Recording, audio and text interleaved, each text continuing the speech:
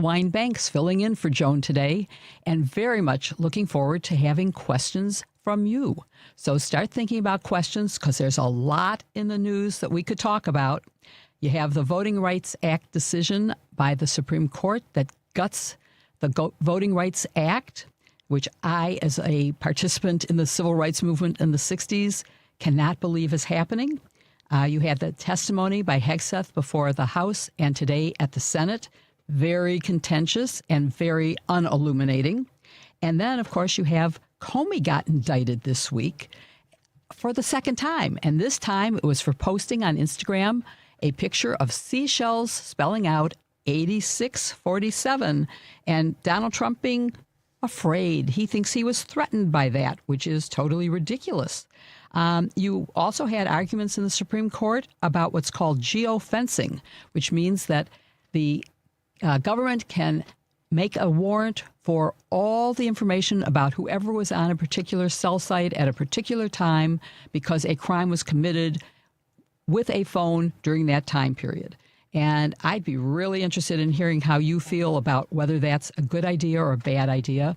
And then, of course, there's the assassination attempt, which is being used as a reason for Donald Trump to say, I really need that ballroom, even though there's no way that the White House Correspondents' Dinner will ever be held in that ballroom, or that any of us listening to this show are going to ever be able to visit that ballroom, and it will cost millions and billions of dollars of our money.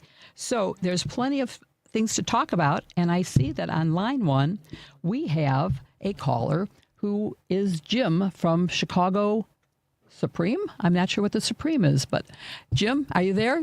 Hi, Jill. The Supreme Court, I've been so disappointed. Let's start with Bush v. Gore in 2000. The 21st century has been a nightmare for Democrats. And then Citizen United, another one that's going to skew the elections. And then the latest one yesterday, saying there's no discrimination against black people or Spanish people. I mean, how insane! It's just insanity. But my point is, now it's to the point where it's going to skew the elections. You're going to see every state start to gerrymander out anybody who's African American or Hispanic, and which usually, in more ways than one, favor Democratic persuasion. So they know that, and this court knows that. And you saw the dissenting opinions, and they were like two people on two different planets. Well, you won't be surprised that I agree with the dissent in this case, and I am very fearful about what will happen in the short term. But we're seeing Democrats actually pushing back. We now have Virginia redistricted in favor of the Democrats, and there will be other states that will have to do that to keep things at all in balance. You already have an imbalance in the Senate where every state, including, Wyoming, Montana, North Dakota, South Dakota, all the little teeny states have the same number of senators as California, New York, Illinois. It's ridiculous. So we need to do something, and the Supreme Court has to be reformed in some way. But what has to come first is Congress has to start doing its job, because changing the court, if we add court members now, then the Republicans will do it when they take over again. And I understand, Joe. I understand that. But, I mean, I don't know if this will affect the midterms. They said that it might affect the presidential election in 28, yes. 28, yeah. But the point is, are they really? Why do these Republicans interpret the Constitution the way they do, as if they have some kind of a Holy Spirit about them that they can actually determine what the Founding Fathers said? I think, Jim, the answer is that they don't have the right facts, but they do have the power right now. They have the presidency, they have the House, they have the Senate, and Congress is not doing its job of checks and balances, and that includes checks and balances on the Supreme Court. So the Supreme Court can issue irrational decisions ignoring precedent, And we do have some great guests on today's show, so I just want you to stay tuned because I have Melissa Murray, who's a legal scholar, and she will help us understand some of this as well. I'm going to be talking about her new book with her, but I also want to ask her about the Calais Voting Rights Act, which we're talking about right now. So you're absolutely right. But we also have a caller on line 2 that I want to get to, Ed in Palos Park. Ed, are you there? Hi, Joe. I'm so glad you're with us. I want to comment on this ridiculous situation with James Comey being indicted. Trump, during a week, I seen a clip of him trying to explain the 86-47 seashells. Right. And he kept insinuating that this was a mob statement, that this is meant when they want somebody murdered. Well, you know, I've been watching mob movies. I read mob books. I never heard the mob use that terminology at all. So yeah, Ed, you know, I started my career as an organized crime prosecutor, and I never heard them say that. I know that restaurants use the term 86, and I think that the real thing is a rational person would have understood the joke of 86 and not been threatened by it. And to be indicted for threatening the president and using interstate commerce in the transmission of that information is just wrong. And I do not believe that it will survive a court challenge, that it will go away, as did, remember, this is the second indictment of James Comey. It's not the first. And the first one went away because there was no evidence and because it was brought illegally by a wrongfully appointed U.S. attorney, Lindsay Halligan, who is now out of office, but she brought that original case because the legitimate prosecutors in the office, the career prosecutors, would not bring it because there wasn't enough evidence. So we have to keep alert to these things because this is, you know, Trump has always been claiming that Biden used the Department of Justice for lawfare. Well, this is the real lawfare right here. He picks his enemies. He picks people he thinks did him wrong. And, of course, Comey did not do him wrong. Comey did his job. But he's been angered by James Comey, and he's gone after him, and he keeps going after him. And I believe this case will be dismissed, and the Department of Justice will be embarrassed once again. So let's move on to line 3. We have a caller, Paul from Seattle. I'm so excited to talk to someone from Seattle. What's your question? Oh, thank you. Reforming the court. Obviously, it needs reform in so many ways. 2 things that I want to ask you about. The first one is with regard to this case that about gerrymandering, with the ridiculous suggestion that you can't use race when, you know, the 15th Amendment says race in it. But what I'd like to ask you about is, were any amendments that say Congress shall have the power to enforce this article with appropriate legislation, I would argue is a red flag that it is not subject to judicial review. If it's Congress that shall have the power, it says right there that the Supreme Court has done nothing, 90 some years later, or since the Voting Rights Act was passed in '65, it's been 60 years that they're trying to dismantle it. That's the one question I would have. The other thing generally about the court is that the John Roberts Court has gotten into the shadow docket to where, number one, the court is hearing about half as many cases in a term as they did when John Roberts was clerking for William Rehnquist. And secondly, about 25% of half those cases are now shadow docket cases. And I think this is all chief justicing activity. So my suggestion about reform is, what do you think of the idea?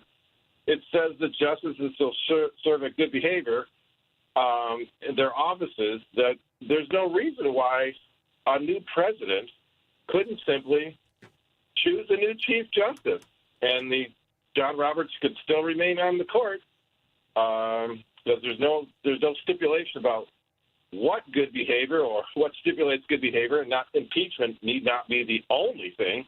It just could be renamed. I don't see why a president couldn't have the power to rename, especially if the Senate were to concur. So, what do you think great question. Great question, Paul. I appreciate that. Let's take parts of that one at a time. And the first is, judicial review is one of the first cases that you read in law school. Marbury versus Madison says that everything is subject to judicial review. They are the ultimate deciders of what fits within the Constitution.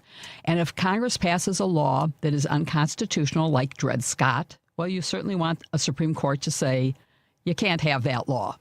And so the problem here is that there are political goals of the current members of the majority, and they are twisting precedent to reach an outcome that fits their agenda, which is that of Donald Trump. And so that's the problem. And you don't solve it except by, in the long term, perhaps, putting in a system where every president gets to appoint the same number of justices so that it reflects the actual political will of the country, and people have a term of service rather than lifetime appointments. Adding more people only means that every administration will add more, and you'll ultimately have an unworkable court with too many people. So you can't do that. As to, I think your last point was about what to do about it. I think the proper way to deal with the improper service or bad behavior is to do impeachment. It's a political process that is something that could be done. It has been done. In fact, one of my guests today, Jim Robenalt, I'm going to be talking to about a book he's working on with John Dean about the dysfunction in Congress, particularly the Senate, and why bipartisanship worked in Watergate, why impeachment worked in Watergate, and why it isn't working now. But it could and should be able to work if we had legitimate, honest members in Congress. So to me, that's the right way to proceed. And yes, I'd have to do some study about whether you could remove someone as the Chief Justice but leave them on the court and appoint a new Chief Justice.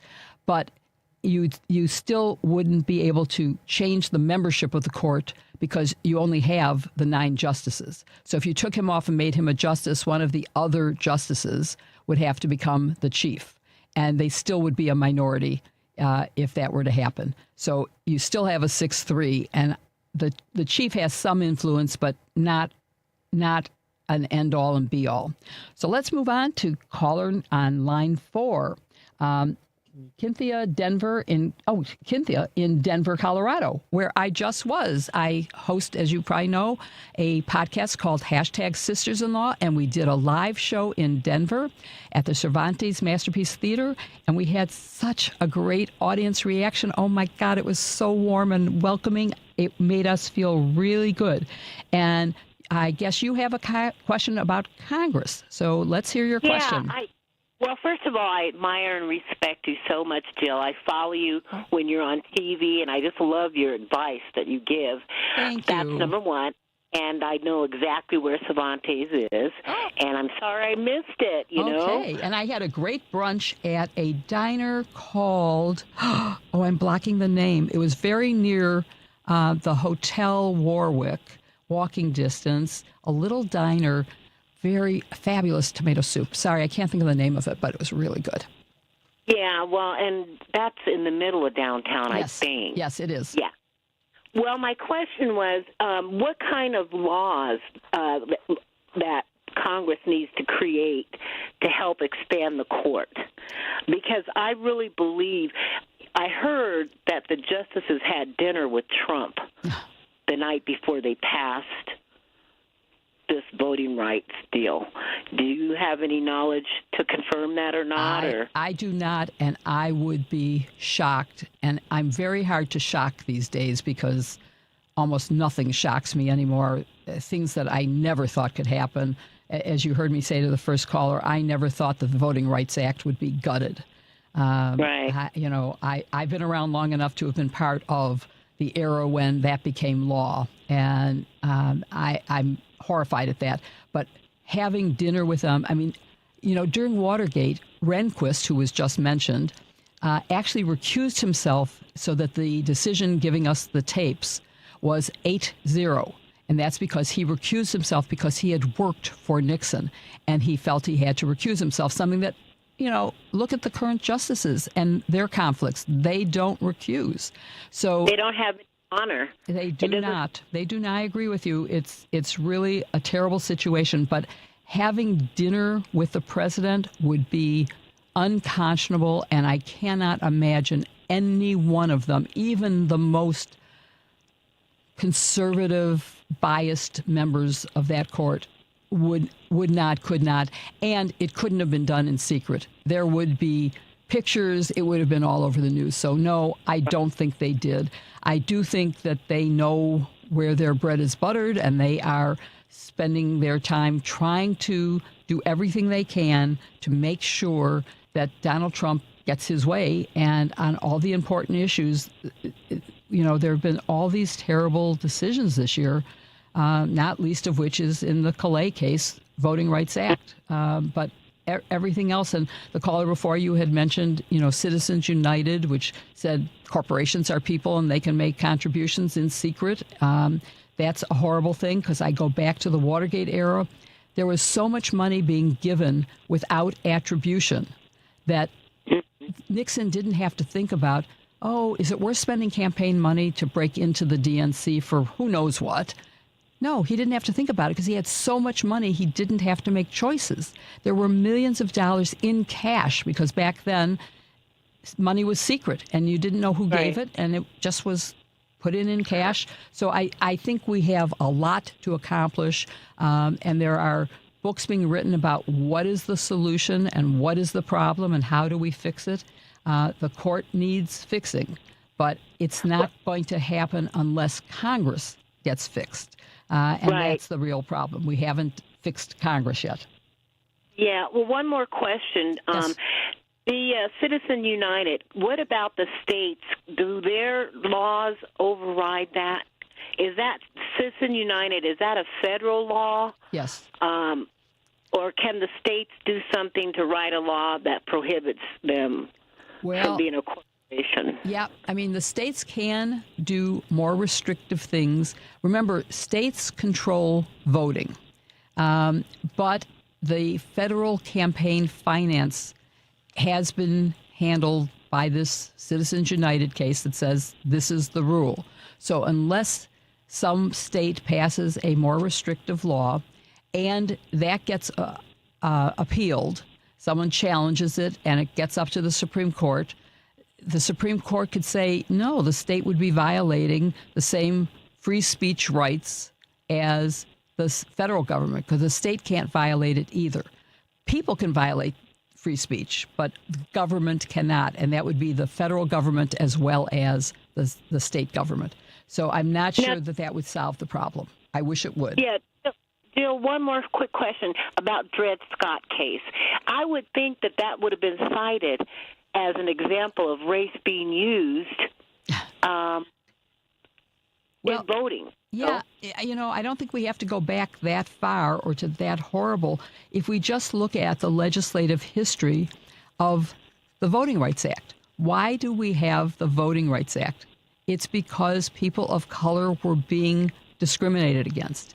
And they are still. When you draw a district that deliberately dilutes the power of people of color, that is making a race-based. And they're saying, no, it's not based on race. It's because we are Republicans and we control the state. And so therefore, we have the power to make sure that only Republicans get elected. And, too bad that it's only white people who vote for Republicans, which, of course, is not true. Think of how many black people and Hispanic people voted for Donald Trump. Right. Lots. They helped him win. There's no question about it. And so it's a wrong assumption, although it is true. I believe that we Democrats can overcome this by a huge turnout and by people who voted for Trump starting to realize he has not delivered any of the things he promised, that he has brought a war of choice after saying he would never bring wars, after saying that he would, all these forever wars would never happen. Now we are stuck in a much worse place. And my first guest actually today is going to be a general who is going to talk to us exactly. I mean, we're going to talk a lot about this with General Randy Newman. So I'm looking forward to that conversation, and I bet you are too. And I want to just say, I'm here today, but tomorrow at this time, Ricky Hendon will be in for Joan, and his guests include Dante King, University professor, speaker, and human resource management consultant. He is the author of 3 books, including the 2026 release, The Psychopathy, I'm not sure I said that right. I think so. Psychopathy of Whiteness, The Epigenetics of Anti-Blackness, Malignant Narcissism, and Collective Antisocial Personality Disorder. Joan will be back on Monday, but that book sounds like what we're living through right now. It sounds like a description of President Donald Trump. So that'll be interesting tomorrow, but it's going to be really fun. In just a few minutes, I'm going to be joined by General Randy Manner. If he shows up in the studio, he's not here yet, but he should be momentarily. So I don't see any other callers. Oh, yes, we have one more caller. Sorry. Dave from Hoffman Estate. You have a question about Donald Trump, who I was just talking about. Yeah, I think he's like that character on off the Blazing Saddles that Cleveland Little played. After he goes back into the sheriff's office and saying that to the effect, you're so damn slick and smooth and they're so damn dumb. Great movie. Yeah, oh God, yes. Or as Gene Wilder told him later on that, the people of the earth, the common people, that, morons. Right. But so what's your question, Dave? Well, my question is, don't you think he's following the same thing in a sense? He's playing everybody. And Yeah. Well, I used to think he was incompetent, but when I now look at what's happened in this first year of his new administration, he's not so incompetent, because look what he's accomplished. And if the Democrats don't do a Project 2026, shame on them. We need a plan to combat this. Things have gotten worse, way worse. And as a woman, let me just say, I want to make sure I keep the right to vote, and that's next on their agenda. So let's not let that happen. You had another comment, Dave? Yes, sir. On the that I was last night. I had heard something. One of these talking heads said that this embarrassment about going after Comey. I mean, Comey actually helped him get in too that time. Remember when with the email stuff and that? Yeah. I don't forgive him for that, but he still shouldn't be indicted for this. They were saying that this mockery, basically, that some of these lawyers might end up getting disbarred when this is all said and done. Well, when that's. Yeah, I mean, and many have. There's no question that lawyers have been and will continue to be disbarred for despicable behavior, for lying in court, for making up stuff. They will continue to be disbarred, and I feel sorry for the career prosecutors at Justice.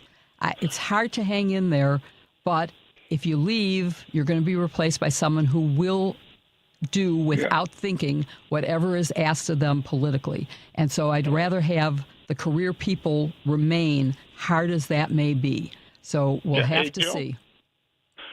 Realized Saturday will be a year ago since I met you over at the anniversary. Oh, really? That was at the deli out in Northbrook? Correct. Yeah. Oh, fun. It was May 3rd, but I mean, close Saturday. Enough. Right. Yeah, right. And I'll leave you with this one. My wife, she's the smarter one out of the family here, and she said, in fact, we were talking about it, and she says, right now we now have Jim Crow with dark robes instead of white robes. Oh, God. That's a good one. Tell her thank you for that, and thank you for your questions. Thank you all for having called in. If we have time later, we're going to take more questions, but first, I think we're going to a break. Experience Manifest, the annual arts festival from Columbia College Chicago. For 25 years, Manifest has been the ultimate celebration of Columbia's creative spirit. Join us Saturday, May 16th, as Columbia's campus transforms into a living, breathing showcase of creativity. From live music and fashion shows to film screenings, theater, dance, and gallery exhibitions, there's something for the whole family to enjoy. Manifest is more than a festival.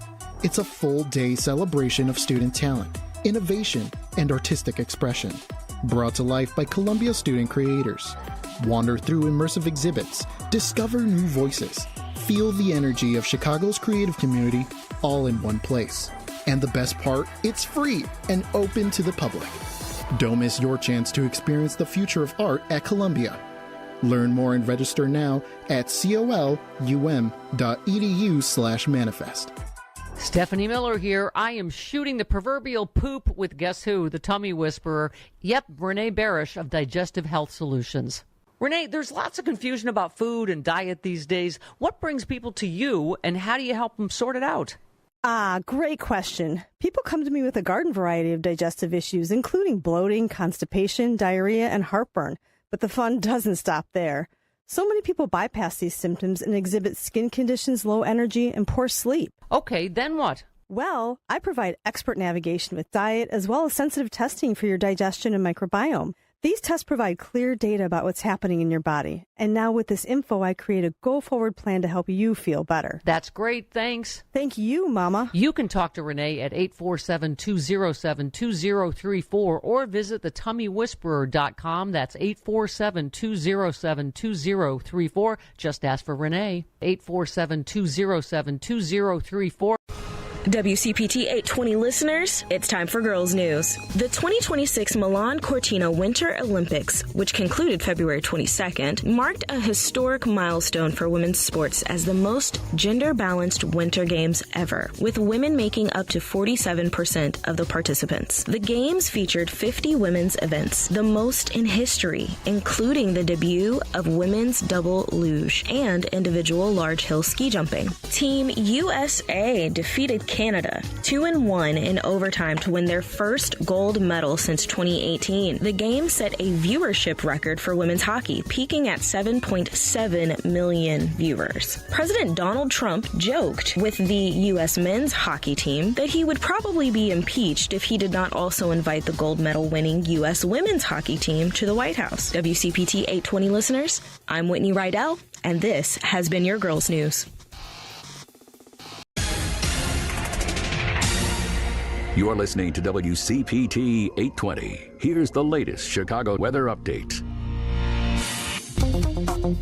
From the Weatherology Weather Center, I'm meteorologist Jennifer Wojcicki. We'll see a few scattered rain showers possible late this afternoon with partial sunshine developing and a high in the mid-50s. Winds out of the northeast around 5 to 10 miles per hour, gusting as high as 15. Then for tonight, a chance for rain with cloudy skies, a low near 40. By Friday, sunshine, a high 51 degrees. Saturday, mostly sunny, high of 53. That's your latest Chicago weather update. Currently, it's 50. This is Chicago's Progressive Talk, 820 AM, WCPT Willow Springs, and online at WCPT820.com, where facts matter. Joan Esposito, live, local, and progressive on WCPT 820. Hey, welcome back. This is Jill Wine-Banks taking the place of Joan Esposito today, and I will be joined in just a few seconds by General Randy Manner. But first, I want to just remind you that tonight on Driving It Home, Paul Vasquez will be, what am I saying? Good heavens, Patty Vasquez. Sorry, Patty. Will be joined by guest co-host Ken Major-Beal. Ken Major-Beal. And their guests are Ben McAdams, Democratic candidate for Illinois State Senate, Merrill Miller, market manager of the Jefferson Park Sunday Market, Warren Hawk, Price, and Peter Sarilas. Oh, my goodness. Somebody should have put in how to pronounce these names. Sorry. Of Source Solar. Driving It Home with Patty Vasquez, weekdays from 5 to 7 p.m. Central on WCPT 820 AM, the Heartland Signal website, TuneIn, YouTube, and Facebook. And now I want to welcome General Randy Manner, who is a great guest. He is a frequent appearer on WCPT. And I want to introduce him. He is a retired Major General. He is the former acting Vice Chair of the National Guard Bureau. He was the Deputy Commanding General of the 3rd Army in Kuwait, responsible for all the Army forces in the Middle East. And he recently was stuck in Abu Dhabi in a war zone during this Iran war. So we're going to get some firsthand information from him. And we're going to talk first, I think, about the Secretary of Defense, or as he would like to be called, but I will not, the Secretary of War, because I think that's terrible, about his testimony yesterday. And I found him to be extremely combative, maybe good in a war zone, but not so good when you're appearing before the House or the Senate, and also completely non-responsive. What was your reaction?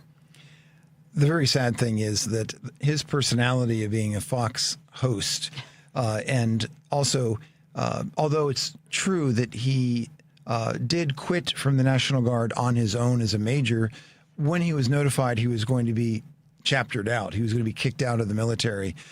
This is a disgrace. Wait, explain that. Tell me more about that. He was a member of the D.C. National Guard, but because of his Christian nationalist views and his tattoos and everything else, he was basically told that he was going to be chaptered out of the military. And so he said, nope, screw you, I'm going to resign. So we have a disgraced major in charge of the entire Department of Defense. That Secretary of War stuff, you could just call it, he's the sow. Okay? That's completely okay. But getting back to your original question. Yeah. Although I want to stop you for a second, because I just, for people who don't know what military rank means, as a former general counsel of the Army, the fact that a major would be in charge of generals is absurd.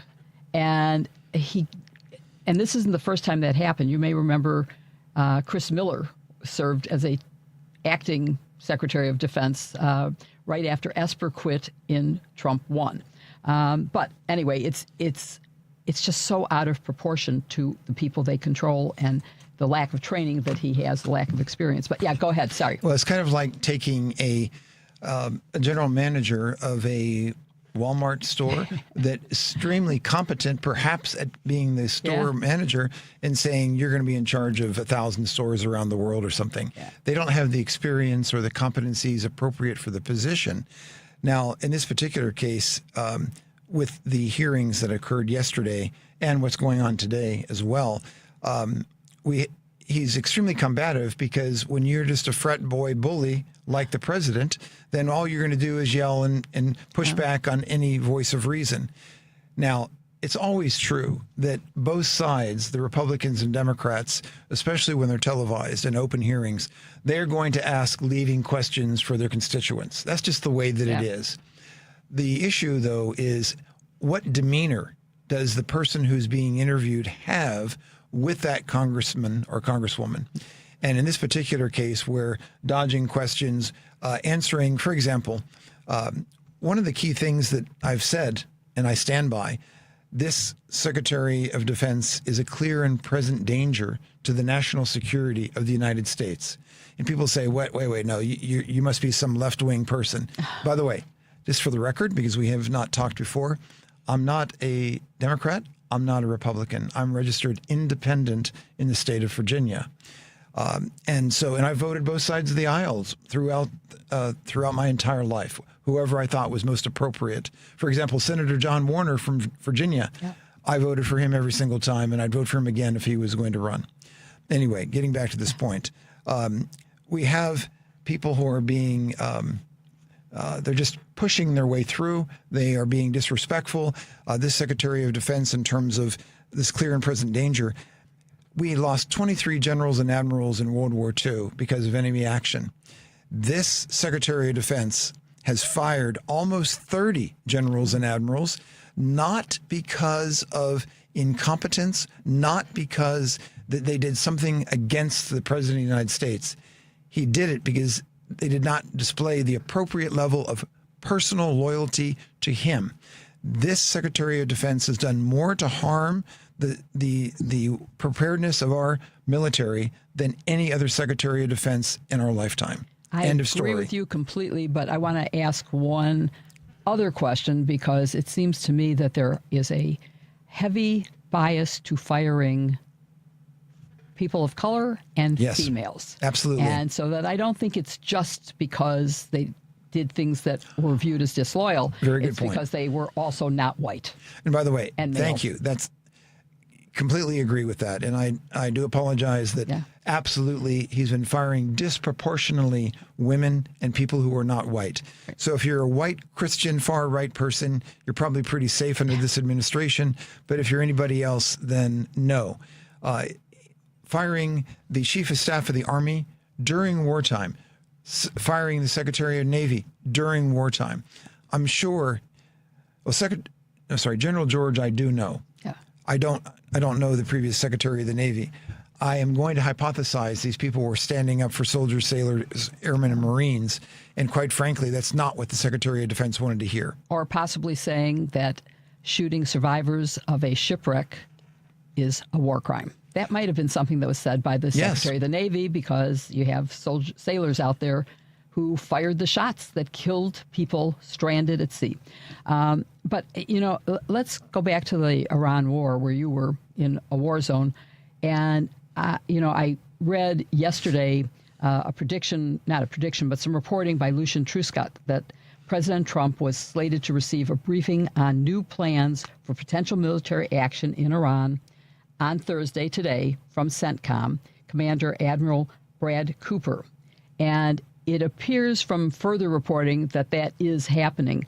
And the question is that briefing a signal that there's going to be a escalation of the war? Is he going to resume major combat operations? Or is he trying to break the logjam for negotiating an end to this? What do you think? And have you heard the reporting, and do you think it happened? It's very possible that it has, or that it's occurring. That's very possible. There's a couple of indicators. Last week, the Department of State issued a warning to all Americans in the Middle East to leave immediately. They did not even do that during the initial attack, because I certainly would not have been stuck going through the Middle East in transit for business. So that is a precursor warning. The second one is that you could play this both ways. If the president was trying to telegraph to the Iranians that, hey, we're really serious and we're going to do something more, then he's going to announce the meeting. On the other side of the coin, he could say nothing whatsoever. And as he's always said, in fact, he did it with the Japanese minister, where he said basically, oh, you didn't tell us about Pearl Harbor when you attacked us that one time. I mean, I was like, oh my God, how many times can I be embarrassed by this president? Every single day. Yes. So the point is, it could go either way on this. The one consistency about this president is he is not predictable, and he is not consistent. And by the way, even in his own conversations, in a 20-minute conversation, he's not consistent. So it's very difficult for me to predict what the president would do. Yeah. It's his behavior is just so scary. And the fact that he's in charge during an actual armed conflict horrifies me. And his threat, which has been repeated, that he was planning a short and powerful wave of strikes, likely including infrastructure targets. To me, that is the declaration of a war crime. It's an announcement, I am going to violate the rules of war. And how do generals or admirals respond to that? How do they stop him from doing what is a war crime? How do they refuse to follow the orders? So specifically relative to Southern Command, with the quite frankly, murder of survivors from the attacks. In other words, these people were not presenting a threat to anyone, and they were trying to survive on the wreckage. That's either a war crime or it's a murder. It's one, pick one or pick two. I don't care which one you pick. It's one or the other. Or both. Or both, but it couldn't be neither. I truly think that history will tell that the Southcom commander was probably relieved because he said stop. Yeah. That's a hypothesis. That's a professional opinion of mine, but that's probably what happened. I think that's probably what's happening in other locations. I believe that while the president, the president better give the Secretary of Defense a pardon for all crimes while he's the Secretary of Defense, but that will not protect him from international war crime accusations that I will predict. It's very likely that the Secretary of Defense and possibly even the president may actually be indicted on war crimes based on their comments and their actions if this goes further. The president has already threatened to wipe out the entire civilization of Iran. That by itself should be a war crime by the president of the United States. That should be. It is. But here's the problem. We don't belong to the International Criminal Court. So they have no jurisdiction over us. They have no jurisdiction, but that means that they could restrict where he could go. Yes. And so therefore he would be, quite frankly, limited to the United States and to countries that are allied with him, like Russia, North Korea. Yeah. And we'll just keep on going. Venezuela. Yeah, exactly. Yeah, exactly. That is the same thing as true. Putin, by the way. Yeah, definitely true. It's a shame that we don't belong. We should. It's a mark against us, in my opinion. But yeah, it's really, really bad. Let's stick a little bit with some of the federal stuff. But I do want to get eventually to talking about the Virginia redistricting, because you're from Virginia, you live in Virginia, and you were involved in that. But first, let's talk about the transfer from the State Department of $1.25 billion out of their budget, already approved by Congress. Yes. And this goes back to I'm known for Jill's pins, my hashtag Jill's pins, and I'm wearing a Congress pin today because I think Congress has totally failed to live up to its responsibilities, its power of the purse. Agreed. I interviewed on my YouTube show this morning Representative Crow from Colorado, and we talked about the role of Congress and the amount of money that Hegseth is asking for, and how much our munitions have been depleted and how much it will cost and how long it will take for us to have them back in case we're attacked. We have no munitions to fight off. But all right, so State Department transfers money that was approved by Congress directly to Trump and his control for his Board of Peace. Yes. Talk about that. Well, if the elections go the way that I hope they do in November, there'll be so many investigations of this in terms of fraud and abuse by this president. The president already cut the State Department budget by nearly 50% already before the war started. And now, basically, by his direction, the folks in the State Department have transferred, again, $1.25 billion Congress approved for other purposes for him to be able to use, like his personal checking account. And I'm only exaggerating a tiny bit because that way he can use that money in whatever way he chooses to use it for. I mean, this is your taxpayer money, my taxpayer money. This is criminal. Think about if that happened in a business, that the CEO said, you know what, I'm going to take $1 billion and just make it my own, and I'm going to use it to do whatever the hell I want to do. That won't cut it. Well, it's even worse than that because, as I said, Congress has the power of the purse. They are the only ones who can say this much money should be spent for this particular purpose. And I know from overseeing part of the budget for the Pentagon that if you don't spend it, you lose it. Right. Because you have it for a particular purpose. You don't get to just do whatever you want with it. And now he creates this whole new thing that isn't a product of congressional action. Right. And he plans to spend money on it, whereas he's not spending money on NATO, which we have long been supporters of. I think it's a horrible idea, and I don't know why Congress has remained what it is and is just walking away from its obligations. What are they afraid of with him? What could it be? It's very simple. It's the fact that those people in power want to stay in power. That's it. They exist to support themselves, not to support the will of the people of their constituents. The person who voted for these Republican senators and representatives did not vote for them to say, take their taxes and go ahead and give it to the president. That's not what they voted for. They voted for having safer communities in their area, for better schools, for perhaps more crop subsidies or better education. That's what they voted for. But instead, what they're doing is they're getting an administration. The price of the war so far, by the Pentagon's estimate, is $25 million. Having served in the Pentagon for many years as well, it's probably more like somewhere between $40 to $60 billion, because they're not counting a lot of operations and maintenance monies and many other things. So this is our taxpayer money. And again, spending it without authorization. When there is a war or some kind of engagement, the Pentagon and the administration are supposed to go to Congress to ask for a supplemental to be able to say, hey, we're engaged in this operation. Here's how much it's costing. They're not. They're taking it out of hide, which means the readiness of the United States military drops every single day. And right now, how much? $40 to $60 billion worth.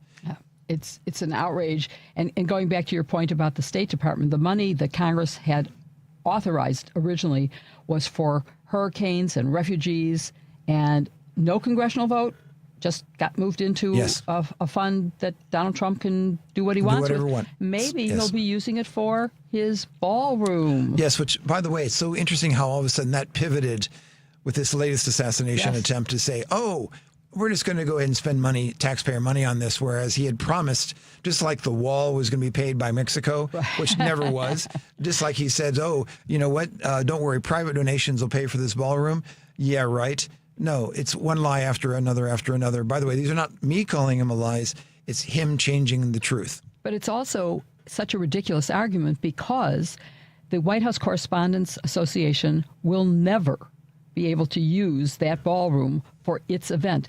And when he says, and we're going to reschedule it in 30 days, he doesn't schedule it. He's a guest. It's the White House correspondents that put this dinner together, and they cannot use a government facility or it will totally obliterate any possible view of the press being separate from the government.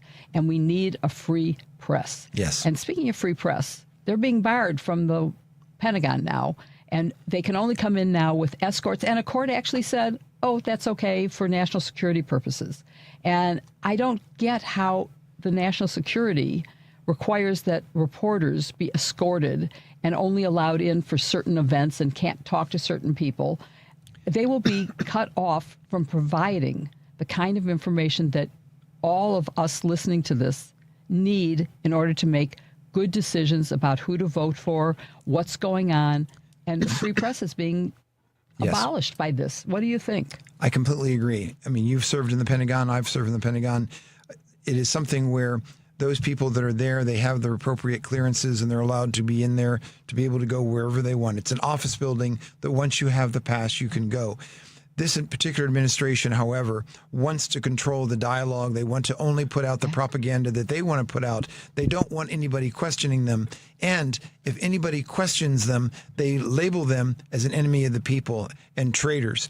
A good example is just this whole situation with the Secretary of Defense saying the reason why things aren't going as well as they should be is because of you Democrats.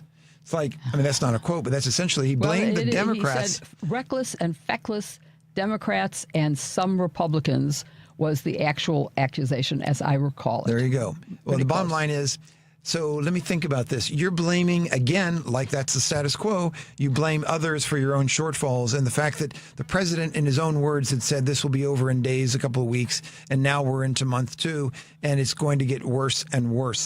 There is no end in sight. But isn't that exactly his method of operation? Yes. Anything you do wrong, it's Joe Biden's fault, or it's Obama's fault, or it's all Democrats. It's anybody who doesn't love me, support me, is loyal to me. It's hard to believe what one-way loyalty means, but in the case of Donald Trump, that's what it is, and he keeps on going and going and going. So just think about if this was your car repairman saying, well, this is not my fault that I screwed up your repair job. You have a bad car. You're a bad person. Right. Everybody else, it's the Democrats. It's Joe Biden's fault. It's like, you wouldn't tolerate that. Or if you had a teacher or someone else, it's just absurd.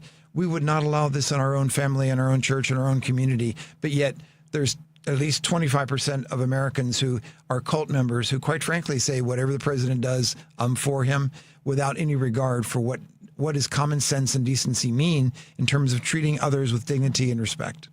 Well, I would say those are words that I have never heard applied to Donald Trump or his administration. No, Decency, morality, corruption, yes, I've heard that.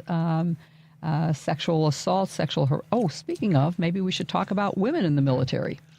Let's talk about that, because one of my proudest accomplishments was being able to abolish the Women's Army Corps.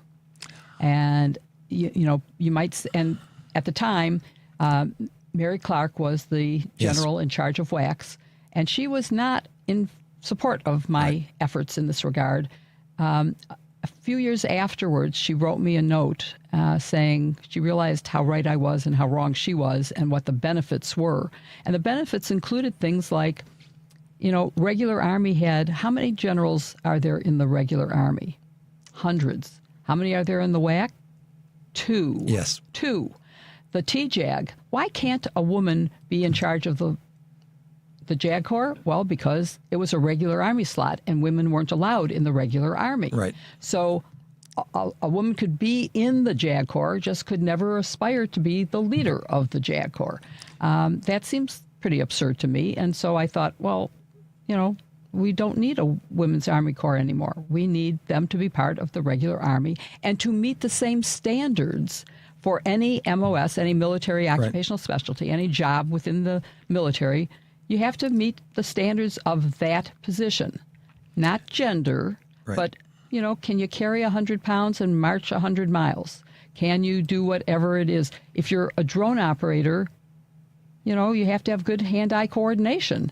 But that wasn't how it was back then. And now it is. But Hegseth, going back to the evil Hegseth, is trying his very best to make sure that women do not have opportunities in the military. Yes. Did you serve with a lot of women in your tenure? Absolutely. So, first of all, I did not know that you had that role, and I want to say thank you for what you did. And why do I feel this strongly about it? Because I entered ROTC at Penn State University in 1972. It was the first year that women were allowed to be in ROTC instead of going through the WAC system. Right. And so I grew up side by side with women through the process of ROTC and then through basic training and everything else. And for me, it was like life is normal, and this is the way it's always supposed to be. Of course, my dad was also in the military, and so I was raised with gender and color did not matter. It was, could you trust the person beside you to do their job when everything was going to hell? So I want to thank you for what you did, and again, that's just so important. So I want to have much more of a conversation about this, because there are so many interesting aspects of this, including the current draft, which only requires 18-year-old males to register. Right. And there's a lot more to talk about, but I think, do we have to take a break now? Yeah, we got to go to the top of the news. Okay, so time for a break, and we'll return with General to talk more about this. I can't wait. Thank you. In 1776, we defied a corrupt king, and the America we love was born from that defiance. Now it's time to do it again. America is in crisis, but patriots across the country are standing up to save her for ourselves and our posterity. Show your support with the No King's lapel pin, a 1-inch by 1-inch standard American flag lapel pin embedded with our No King symbol. So much better than that tacky red hat. It's a subtle but powerful way to say you've had enough of wannabe dictators and you're doing something about it. Every day, keep our movement going by wearing this pin that clearly says what freedom-loving Americans are thinking. There are no kings in America, and there never will be. Go to store.politicalvoicesnetwork.com That's store.politicalvoicesnetwork.com. Get your No Kings lapel pin now. If you're purchasing a new home or refinancing your existing home, you need to call Team Hochberg, your trusted local lender. Suzanne called after hearing me explain discount points on my radio show because her son was purchasing a home in Colorado. I answered Suzanne's questions and encouraged her son to call me for a free consultation. Suzanne was so impressed with the service I provided, she wrote this 5-star Google review. Quote, I sent David an email today with a question about discount points that I heard him talk about on his radio show. And he called me back this evening with a complete explanation. I'm so impressed with his responsiveness and knowledge. Thank you, Suzanne, for the amazing review. I strongly encourage everyone to check out Team Hochberg's close to 600 5-star Google reviews. Team Hochberg helped Suzanne and thousands of radio listeners, but we can't help if you don't call 855-563-2843 or visit 56david.com. That's 855-563-2843 or visit 56david.com. Atlantic Coast Mortgage, Equal Housing Lender, NMLS 643114. For the ones who get it done, Grainger offers the professional-grade products you need, delivered when and where you need them. Call, clickgrainger.com, or just stop by. AP News. I'm Ed Donahue. President Trump says Iran's Navy is gone. Their Air Force is gone. Iran is dying to make a deal. I can only tell you that. I don't want to get into the... But they cannot be nuclear. At the White House, the president was asked if the talks with Iran are stalled. We have a problem because nobody knows for sure who the leaders are. It's a little bit of a problem, you know. The leaders have been wiped out along with their military, almost all of their military. I mean, think of it. 159 ships was their total Navy. 159 ships are gone. They're underwater. At a Senate hearing, Rhode Island Democrat Jack Reed told Defense Secretary Pete Hegseth Iran's nuclear program is still viable. Missiles and drones are still a threat, and the Strait of Hormuz remains closed. I'm concerned that you have been telling the president what he wants to hear instead of what he needs to hear. Iran's supreme leader is vowing to protect nuclear and missile capabilities. President Trump says he's removing certain tariffs on Scotch whiskey. I did it in honor of the king and queen who just left. They're heading back. It was a big deal. They've been trying to get this for a long time. The president said people wanted this change, especially with regard to the wooden barrels in which the spirits of Scotch and bourbon can be aged. He'd used alcohol as a pressure point in his tariff threats. The House has passed a bill to fund the Department of Homeland Security and end a record government shutdown. This is House Speaker Mike Johnson. In spite of our razor-thin, historically small majority, House Republicans continue to deliver for the American people. We will continue to do that for the remainder of the year, and that is a large reason why we are going to win the midterms so that the grown-ups can stay in charge here. In Johnson's home state, Louisiana, congressional primaries are suspended as a result of the Supreme Court ruling that struck down a majority black congressional district in Louisiana. Wall Street is closing the day with big gains. This is AP News. The AP's Karen Shamas reports on the Israeli military killing of a Palestinian teenager in the occupied West Bank. Mourners have carried the body of a teenager killed by Israel's military through Hebron, the latest victim in a surge of violence this month. The Ramallah-based Palestinian Ministry of Health and the Palestinian Red Crescent Society said that teenager Ibrahim El-Khayat died after being shot and wounded in his chest and abdomen. Relatives told the Associated Press he was heading to a mini-market when he was shot. Israel's military claimed soldiers fired on Palestinians during an operation in Hebron on Wednesday after Palestinians hurled rocks towards them. More than 40 Palestinians have been killed by Israeli settlers and soldiers in the occupied West Bank so far this year, according to the UN. I'm Karen Shamas. Brazil's Congress reduced former President Jair Bolsonaro's 27-year prison sentence for leading a coup attempt. It could shave 20 years off the sentence. I'm Ed Donahue. This is 820 AM, WCPT Willow Springs, and streaming worldwide at WCPT820.com. We are Chicago's progressive talk, where facts matter. Now, your WCPT 820 weather update. From the Weatherology Weather Center, I'm meteorologist Regina Cole. For this evening, we'll see areas of rain around, otherwise mostly cloudy skies. Temperatures bottom out around 40. Sunshine is back for the day on Friday. We top out around 51. And areas of frost developing into Friday night, partly cloudy with a low around 36. We'll see mostly sunny skies for Saturday as temperatures top out in the lower 50s again. Passing clouds come in for Saturday night with a low around 40. Then for Sunday, isolated rain showers, partly sunny, a high of 64. That's your latest Chicago weather update. Right now, it's 48 degrees. You're listening to WCPT 820 because facts matter. It's time for Joan Esposito. Live, local, and progressive. Joan, as always, exceptional work from you from, your TV days all the way up to the day. You're truly exceptional, and thanks for this great show you have. It's time for Joan Esposito on WCPT 820, Chicago's Progressive Talk. Hi, it's Jill Wine-Banks back again in place of Joan Esposito. Hope you're not too disappointed, but she will be back on Monday. And I'm here with General Randy Manner, and we were just talking about women in the service. We heard some news during the break that we'll get to, but I want to finish up a little bit more with women in the service because you were saying that you had served with women and that you had gone into training in JROTC. Or ROTC. Yes. And by the way, I was the chief officer of career and technical education for the Chicago Public Schools, and JROTC and ROTC came under my command. And then I went into a consulting business where I helped to evaluate some private funding of ROTC programs and whether the donor was getting the most for his money, was whether they were the best programs. So it's a program I care a lot about and see the great benefit and value of. But you were saying that in your program, you saw how the women performed equally with you and that you lost any bias that you might have had about serving with women. I interviewed Representative Crow from Colorado this morning for Just the Facts, and he was saying the same thing of serving in actual combat with women and how he was fine being in a foxhole with any of them because they had the same training and performed exactly the same and did a good job.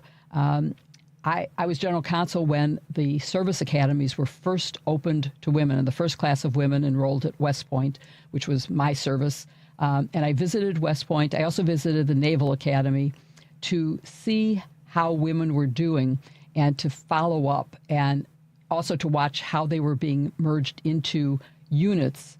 And there was a study called Max Wax, which was a study of how many women could be in a unit before the assumption was it couldn't perform its duty. And what they found was that women at the time had to have high school diplomas and men did not. And so their brains outperformed the brawn of men. They might not have been as strong, but they got jobs done better. There was one example I witnessed, which was building a field maintenance tent, which is, for our listeners, a gigantic, like, jungle gym with a canvas camouflage over it. And the men would climb the camouflage tent and pull it behind them as they climbed on this jungle gym. And the women looked at it and said, we're exposed to gunfire in a real combat situation if we do that. And if we put a rope in the grommet and throw the rope to some team member on the other side, they can just pull it up in 2 seconds. Guess what standard operating procedure for the military now? It's the women's way of doing it because it worked better. And we tested the men in class at West Point to see those who had women in their class, whether they accepted them more because they saw the performance. And in fact, they were under so much pressure from the men who did not have women that it didn't work that way, and that the men who didn't have women were more open to it. Was that your experience at all? So again, one small correction. I didn't lose any bias that I had with women. I never had any bias, in my opinion, because I was always, from day one in ROTC, side by side in class, training and so on, and then, of course, through the classes for lieutenants and so on. So I would tell you unequivocally that diversity of thought is critical to success, whether it's in business or in the military. And diversity of thought is not just thinking differently. It's women, men. It's people from different parts of the country, from the city, from the country. It's from different races, different religions. that is not only what makes America great, it is also what makes better decisions far better for our military and for our government and for our business. And so it was always, and it has been, an honor all the time to be able to serve side by side by women. And there have never been any issues whatsoever in terms of non-performance. In fact, I completely agree with your story about the tent. It's just indicative to say, how do we view this differently? How can we attack this problem and be more successful at it? And that's exactly right. Excellent. And you go, women. I know that Jason Crow said he served with a lot of badass women. And I would just say he served with some really competent soldiers. There you go. Anyway, I want to say we will take a few more questions during this segment for either the general or for me. And but I until we get some more questions, I want to ask you about what we just heard on the news, which was Hegseth contradicting himself. He says, the nuclear threat is gone. We solved the whole problem. And then saying, well, actually, I think we're going to have to bomb them again. He didn't say that part out loud, but why would he have said, but actually, no, they still have enough material that they're a danger. And so I know just from talking to you, you thought, well, that might be the prelude to saying, yeah, now we're justified in really attacking again and breaking the ceasefire. What do you think? For the news reports that were just literally, we're talking minutes old at most, the Secretary of Defense apparently said in the hearings that the nuclear program of the Iranians is still somewhat intact. Well, this contradicts everything that he and the president have said over the past weeks. It contradicts everything the president said 10 months ago when he bombed it in the first place. So what the heck? What is reality?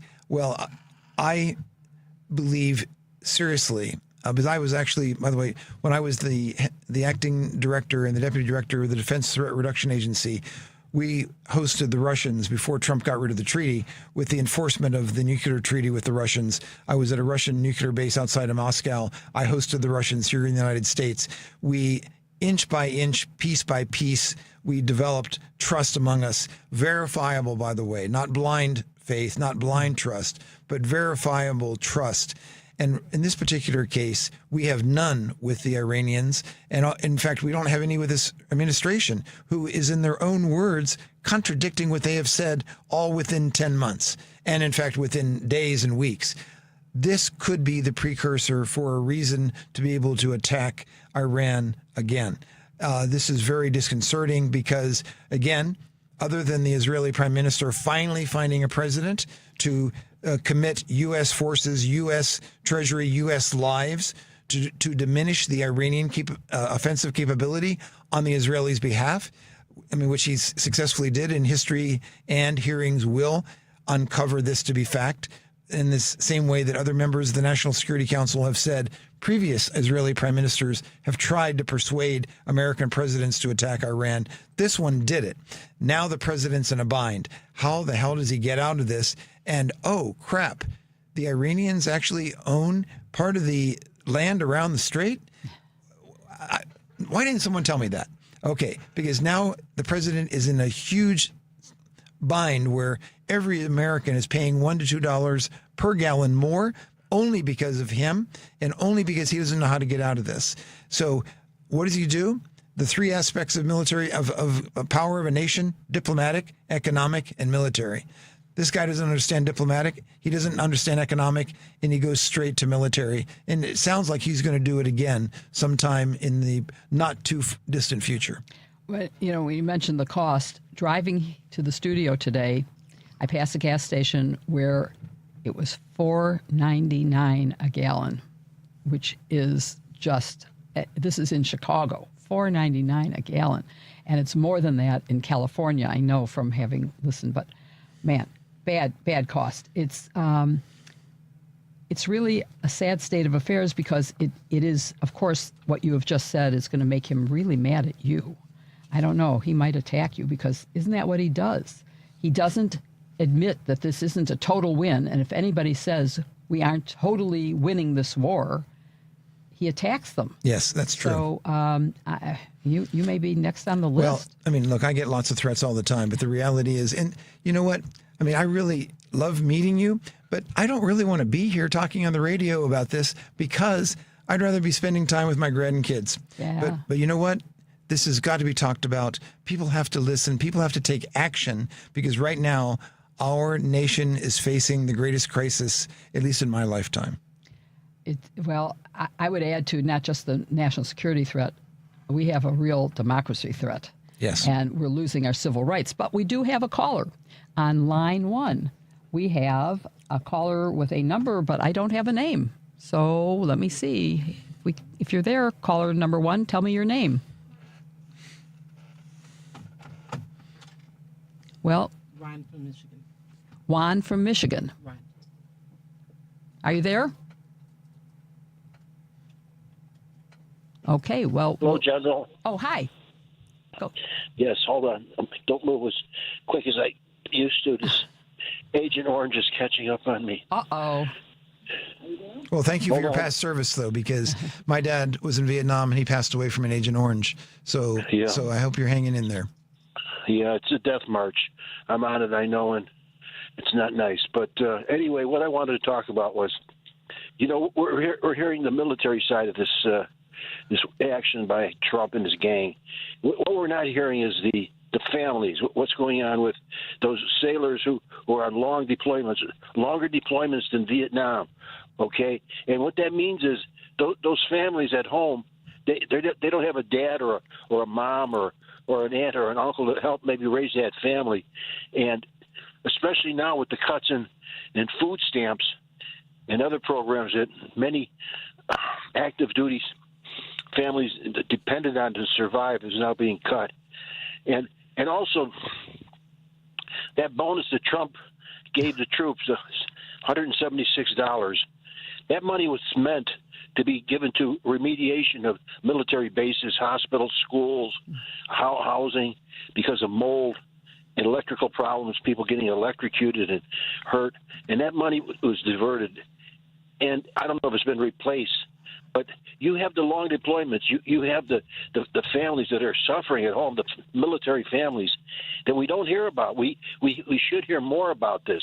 And I contend that the aircraft carrier that went out of action with the smoke damage, 600 sailors, that's what the report was. We don't know what the real report was. How many sailors had to sleep on floors and tables? And not only that, when those long deployments go out, they run out of food regularly. But when they're on combat duty, it's probably running out even quicker. And the food probably spoiled from the smoke damage. And that's something else we're not hearing about. What is the morale of the soldiers who are participating in this here? Already we are finding out that they're not being properly protected, and we're running out of bombs. Give me a break. The United States is running out of bombs. Right. But yes. So I want the general to answer some of that questions, and I know he's raised a lot of issues with me about the lack of care for our military soldiers and sailors. So you go ahead and start. So again, first of all, thank you for your service. I presume that was in the Army. Is that correct? 69 to 70 Vietnam. Okay. Well, again, thank you for your service. But I'll tell you what, I have to say this. I was anti-war. Yes. I had a 4-year deferment, but I had to go to Vietnam. I had to work against that war. My brother died of Agent Orange this past January. And like I said, I'm marching down that road. Condolences. Well, so a couple of things. First of all, just to kind of, I was too young for Vietnam. My dad was in Vietnam a couple of times, but I am an airborne ranger, Pathfinder, jump master. I have been in the trenches in that sense of the word as a junior officer, not as enlisted. So I honor you even more. And at the same time, this administration does not care very much for our young men and women in uniform, as evidenced by the fact that since April 7th, they have not been accepting mail for delivery to the ships and to the various military bases in the Middle East. And you can go right to USPS.com and .gov, and you can find the fact that all mail is suspended to the combat zone. No, this has not happened at all. And if you think about it, even in World War II, after D-Day, where there were over 1 million men and women invading Europe, They brought in an African-American female battalion to sort out the millions of pieces of mail to get them to those young men and women. There is nothing more important than getting a package, getting some cookies, getting some toiletries, getting something from home, something tangible to talk about, to listen to. My dad in Vietnam, he got those packages from us. It meant the world to him. I got them when I was in Iraq and Kuwait. My son, who served as search and rescue in Afghanistan in the Middle East, we sent him packages. It means so much. We need to call our congressmen and to say, stop this. If you can get food and you can get water and you can get weapons, a resupply, you can throw on some bags of mail and get those darn packages moving to our young men and women. And so that is just the perfect example. This administration does not care enough to do such a simple thing as to deliver the darn mail in combat. That's absurd. And I want to add one thing, which is the law only requires male 18-year-olds to register for the draft. I saw in Vietnam era how much difference it made that middle-class people were getting drafted. And that affected whether or not America supported the war. And we already have in Iran a very unpopular war. Even the most vocal supporters of Donald Trump did not want this war to happen. They thought he was being honest when he said, no more forever wars. I'm America first. This is not America first. But the fact that there's only a male draft is something that is, from my standpoint, totally sexist and wrong, and that women should have the opportunity to serve their country just as much as men, and that everybody should be aware that there is actually a draft, and that if this war continues, not only have we lost munitions, we don't have enough Patriot missiles or Tomahawks to keep fighting or to defend ourselves if we get attacked. And pretty soon we're going to run out of soldiers and sailors and airmen, and we're going to have a draft. And I don't think people realize what the draft was and what it meant to wait to see what number you pulled and whether you were going to get drafted or be able to live out your life without having to go to Vietnam. So again, I join General Manner in thanking you for your service and for what you and your brothers sacrificed for us. But I hope we don't get back to that. Right. I completely agree. The draft as it is something that is only in case of strategic total mobilization. The problem is this administration is literally trying to not include women and say no. It should be something, the idea of public service should be, I hate to even say this, but there should be a requirement in our country to serve our country in some capacity. It does not have to be in the military. It could be so many different ways. There are many countries that have it, we don't. Now, getting back to this issue, because only the military, only the families understand what it is like to be in a war zone. Or it turns out that I was in the Middle East at the same time that my son was in Afghanistan. I'll never forget the story. I was calling home on every Sunday night to talk to my wife, and all she would ever say was, well, how's our son doing? Because he's flying search and rescue all through the mountains of Afghanistan, getting people out in the Air Force. And I said, after about 6 weeks, I said, you always ask about our son, but you never ask about me. And I was the number 2 senior officer in the Middle East for the Army. And she says, honey, I love you. By the way, we've been married for 48 years now. She says, honey, I love you. But you know what? I can always get a new husband, but I can't get a new son. Oh. And you know what? She's right. You can't get a new son. So I shut up, and it reminded me how hard it is to be a spouse, to have your husband and your children in combat at the same time. And that's something almost reminiscent of Vietnam or World War II, but it came home to me, and my heart goes out to all of the families in the Illinois area that are hearing my voice right now. You deserve better, and thank you for your loved one's service, and also for those military members that I hope will be coming home soon. So, Randy, I want to go back to something we were talking about earlier, which is Hegseth and his lack of capacity or capability or intellect. And I would have to say President Trump in the same category, because we're in a war now where they don't see the end. I don't see the end. I don't think they play chess, or they would have seen the Straits of Hormuz being a real issue and how much of an upper hand Iran would have against us. And what do you think? Am I right on that? Or is there something that can be done to rectify the situation? The Secretary of Defense and the administration, again, do not have the experience or the competencies to serve at the level that they are at.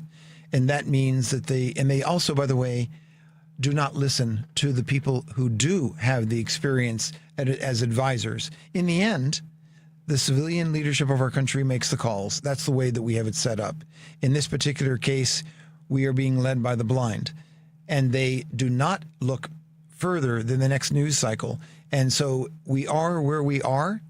It's completely unfortunate.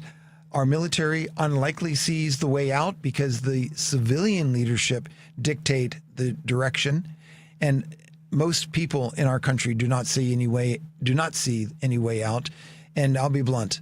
If the president saw a way out, he would have already done it, because remember, he claimed he could have fixed Vietnam, if you recall, in one day, and he could fix the Ukraine war in one day.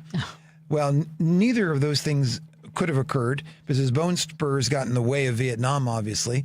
But the other side of this equation is his frat boy bragging. Here he is in a situation that he created himself for almost 8 weeks into it, and he doesn't know how to get out of it. And where's that bravado that says, I can fix this in one day? Well, Mr. President, fix it in one day and make us proud. I'd settle for 2 at this point. Yeah, I mean, I agree with you.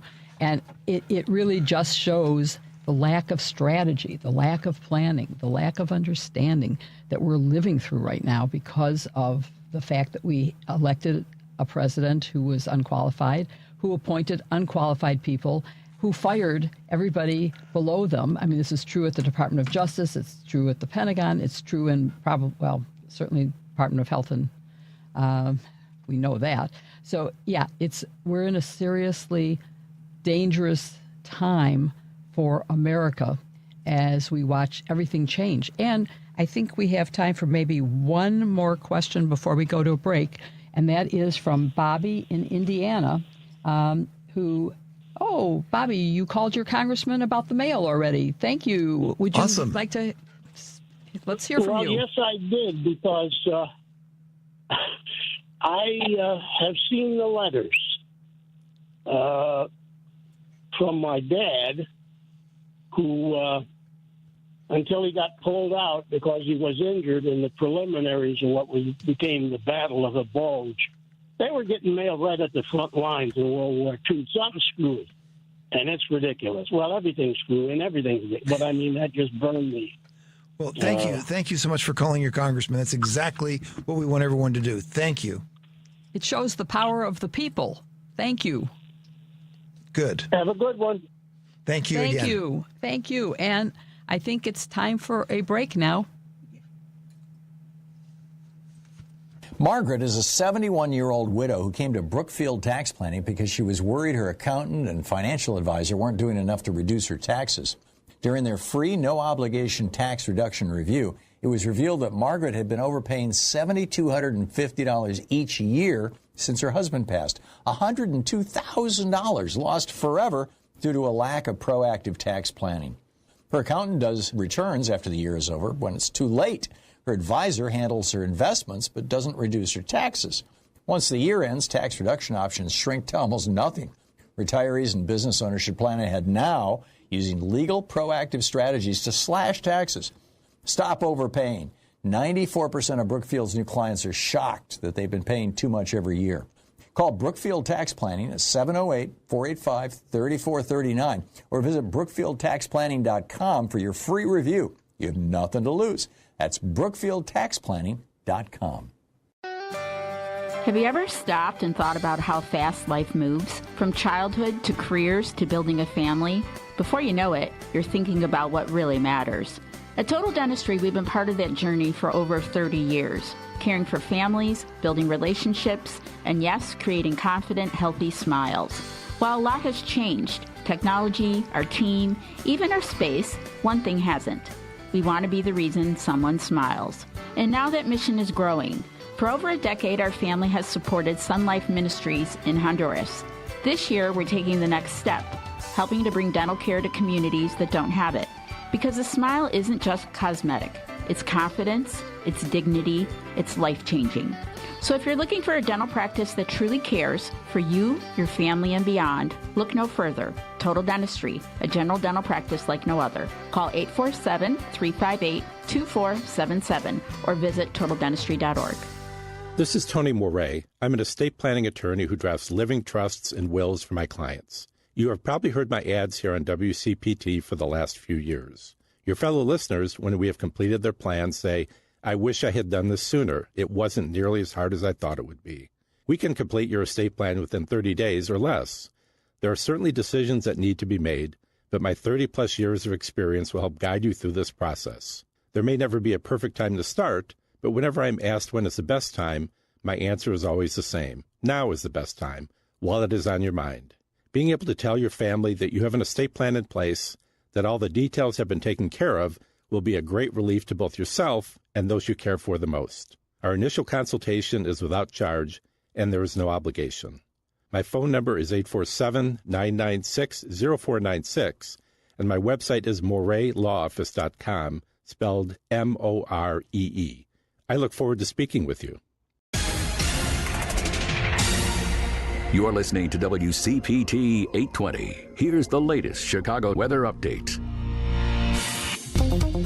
From the Weatherology Weather Center, I'm meteorologist Regina Kroll. For this evening, we'll see areas of rain around, otherwise mostly cloudy skies. Temperatures bottom out around 40. Sunshine is back for the day on Friday. We top out around 51. And areas of frost developing into Friday night, partly cloudy with a low around 36. We'll see mostly sunny skies for Saturday as temperatures top out in the lower 50s again. Passing clouds come in for Saturday night with a low around 40. Then for Sunday, isolated rain showers, partly sunny, a high of 64. That's your latest Chicago weather update. Right now, it's 48 degrees. This is Chicago's Progressive Talk, 820 AM, WCPT Willow Springs, and online at WCPT820.com, where facts matter. Joan Esposito, live, local, and progressive. Every weekday afternoon from 2 to 5 p.m. on WCPT 820. Hi, this is Jill Wine-Banks back again for Joan Esposito and reminding you that tomorrow on Choose Views, Richard Chu will talk to Tom Turner, Army veteran, attorney, and Democratic candidate for Michigan's 57th House District. He is trying to unseat an incumbent Republican. Also on the show will be Eugene DePasquale, chair of the Pennsylvania Democratic Party, and Chicago Mayor Brandon Johnson. Choose Views, weekdays from 6 to 8 a.m. Central on WCPT 820 a.m., the Heartland Signal website, TuneIn, YouTube, and Facebook. And now I'm very excited to welcome my friend Melissa Murray. Melissa, I'm sure you've all seen her on MS Now. She is a constitutional scholar. She is the author of a brand new book just out, the U.S. In fact, I don't think it's actually out. I was able to read a preview copy, but it's called The U.S. Constitution, a Comprehensive and Annotated Guide for the Modern Reader. She is a #1 New York Times bestselling author, a legal scholar, professor at NYU, obviously a commentator and a frequent host as a substitute on MS Now, and a podcaster with a great show called Strict Scrutiny. I was lucky enough to be with her at the ACLU lunch just a few weeks ago, and I can't wait to talk to her both about her new book, which is what we planned. But first, the Supreme Court did something yesterday that I just can't have you on and not ask you about, and that is Calais versus Virginia, the Voting Rights Act Section 2 abolition case, which to me is a big threat to democracy. And no one could explain it better to our WCPT listeners than you, Melissa. So go ahead and talk about what this case means and what was the issue. And then we'll talk about the dissent, which is, of course, as Ruth Bader Ginsburg, Justice Ginsburg would say, that's what the future is going to be. Sure. Well, thanks so much for having me, Jill. It's great to be here. Great to talk to your listeners all over Chicagoland. And I'm very excited to talk with you about the book, The U.S. Constitution, A Comprehensive and Annotated Guide for the Modern Reader, which is out on May the 5th. So Cinco de Mayo. The book is great with a margarita.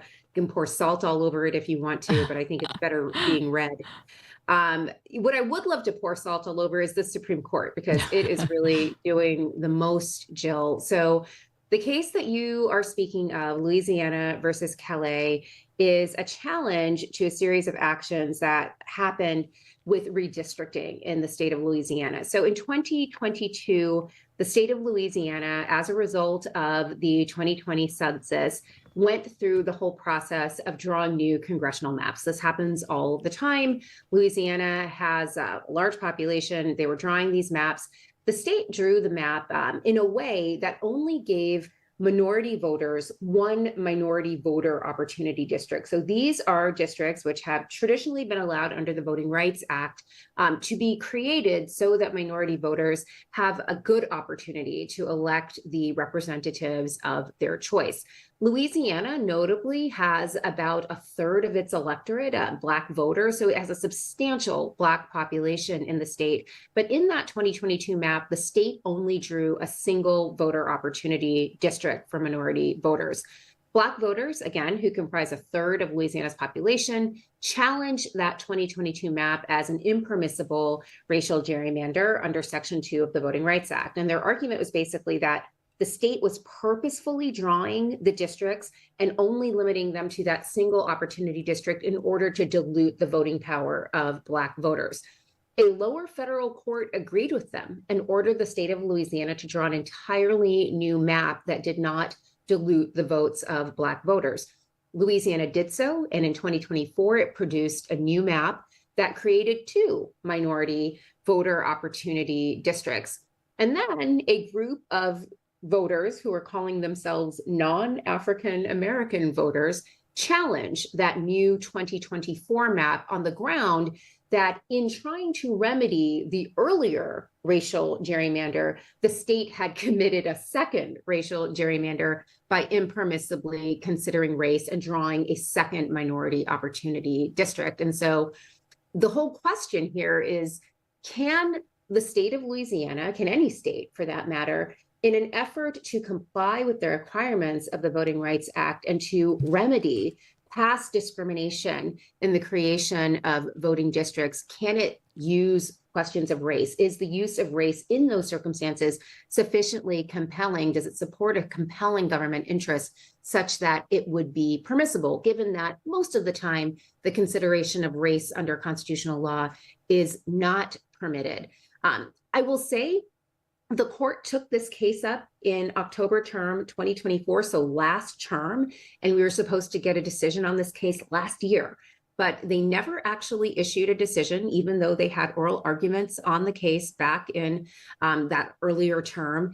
Instead, the court held the case over until this term. They set a second set of oral arguments, and they asked the litigants to brief an entirely new question. The earlier question was, whether or not you could consider race in remedying a past racial gerrymander. Now the court asked the litigants to address whether the state's intentional creation of a second majority-minority congressional district violated either the 14th Amendment or the 15th Amendment. And according to Justice Alito, who wrote for the 6-3 majority here, it does. So Justice Alito explained that under the Constitution, a violation of Section 2 of the Voting Rights Act only occurs in circumstances where there's a strong inference that intentional discrimination occurred.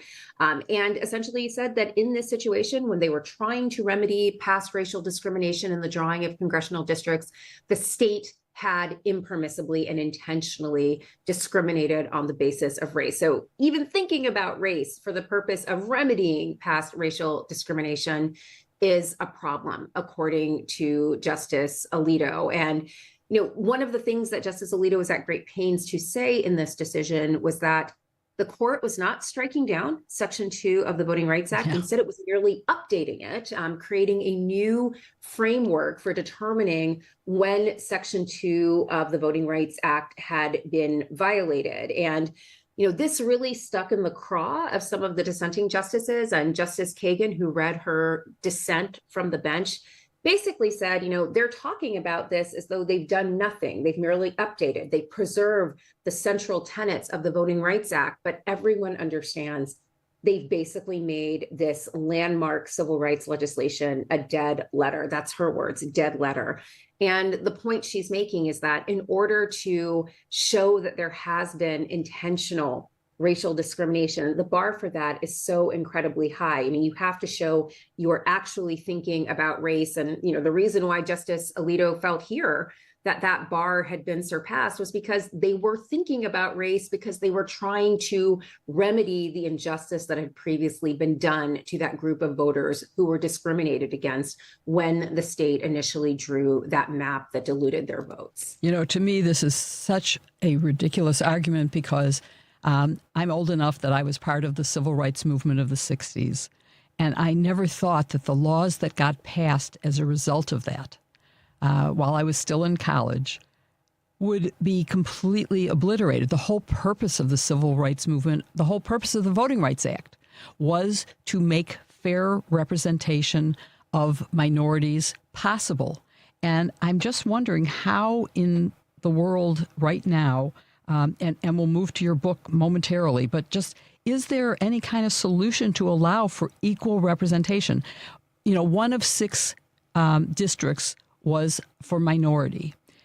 And then they made it 2 because 2 out of 6 is 1/3, which represents the actual minority population of the state.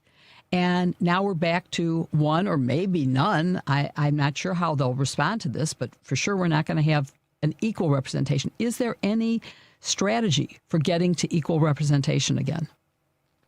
So the real wild card here is not necessarily the court, not even the voters, really. It really could be Congress, right?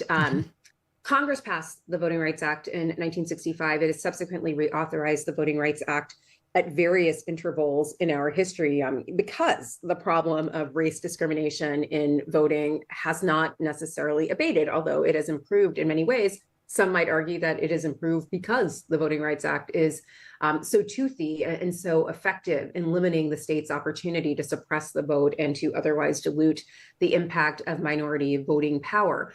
Congress, though, I think most people recognize, isn't doing a whole lot now in terms of legislation. They're so polarized, they're so riven that it's just very hard to do anything outside of the reconciliation process. Like most of the legislation that gets passed often happens through reconciliation or spending clause legislation. It's just very hard to do the kind of affirmative litigation like the Voting Rights Act that you would have seen 2 generations ago or even a generation ago. And the court knows that. And they know that in that void, they can step in and do a lot. You talked about seeing this landmark legislation come into being. This court and a generation of conservative lawyers made it their mission to dismantle the Voting Rights Act piecemeal. It began in 2013 with Shelby County versus Holder, where the court struck down Section 4 of the Voting Rights Act, which provided a clearance formula for determining whether a state that had a history of suppressive voting practices, whether that state would be required to be monitored by the Department of Justice and federal courts whenever they made changes to their voting policies and practices. Under that pre-clearance regime, a lot of suppressive voter laws never even went into effect because the monitoring meant that they had to first clear their policies or practices with the Department of Justice, with a 3-judge court, and many times they were immediately struck down. They never even went into effect. The court struck down that formula under the Section 4 formula of the Voting Rights Act and that pre-clearance regime. And they were very casual about it. We just don't agree with how this formula is constructed. Congress could go back and write a new formula, a better formula, one that sort of addressed all of the changes that have happened since the Voting Rights Act was passed, updated it for 2013. But they knew that Congress was not going to do that. And so when they struck down the formula in Shelby County versus Holder, they effectively knew they were scuttling the entire pre-clearance regime because there's no way that this Congress, so polarized, so divided, would ever be able to come together to pass another law, pass a new formula that could be used. And so in that void of legislative action, of congressional action, the court has managed to just sort of step in and take everything down. And if we want to do more, I think we have to think more about how to get Congress to step up. To get Congress to step up, we've got to do more to make Congress less gerrymandered. Partisan gerrymandering is something that this court has facilitated with its 2019 decision in Rucho versus Common Cause. It said that there's no role for federal courts to play in policing partisan gerrymandering, and this has to be policed at the state level. Well, states need to start writing laws about whether or not their state legislatures can basically draw their districts for political advantage. A number of states have said that you can't do that under the state constitution. There are ways to stop this, but we need to address those kinds of structural issues in order to create representation in Congress that can give us the kind of laws that we want. And then the voters have to come out in real numbers. In the last presidential election, about a third of the electorate sat it out, sat at home. If we really care about what's going on in this country, if we care about a court that thinks it can decide everything, 9 people can decide everything for the rest of us, then we've got to come out in full force. There's no sitting on the bench anymore. I hope that you are getting through to, I know the people listening to this will be involved because that's the people who are listening to this show, but I hope somehow the message gets out to those who sat out the election and led us to where we are now with a total trifecta for the Republican Party, which is doing everything it can. And then aside from the House and the Senate and the executive branch, as you point out, the Supreme Court feels like totally empowered to do whatever it wants because it knows that Congress will not undo what it does. And that is a really sad state of affairs and part of what you address in your new book. So let's move to talking about your book, The U.S. Constitution, a Comprehensive and Annotated Guide for the Modern Reader.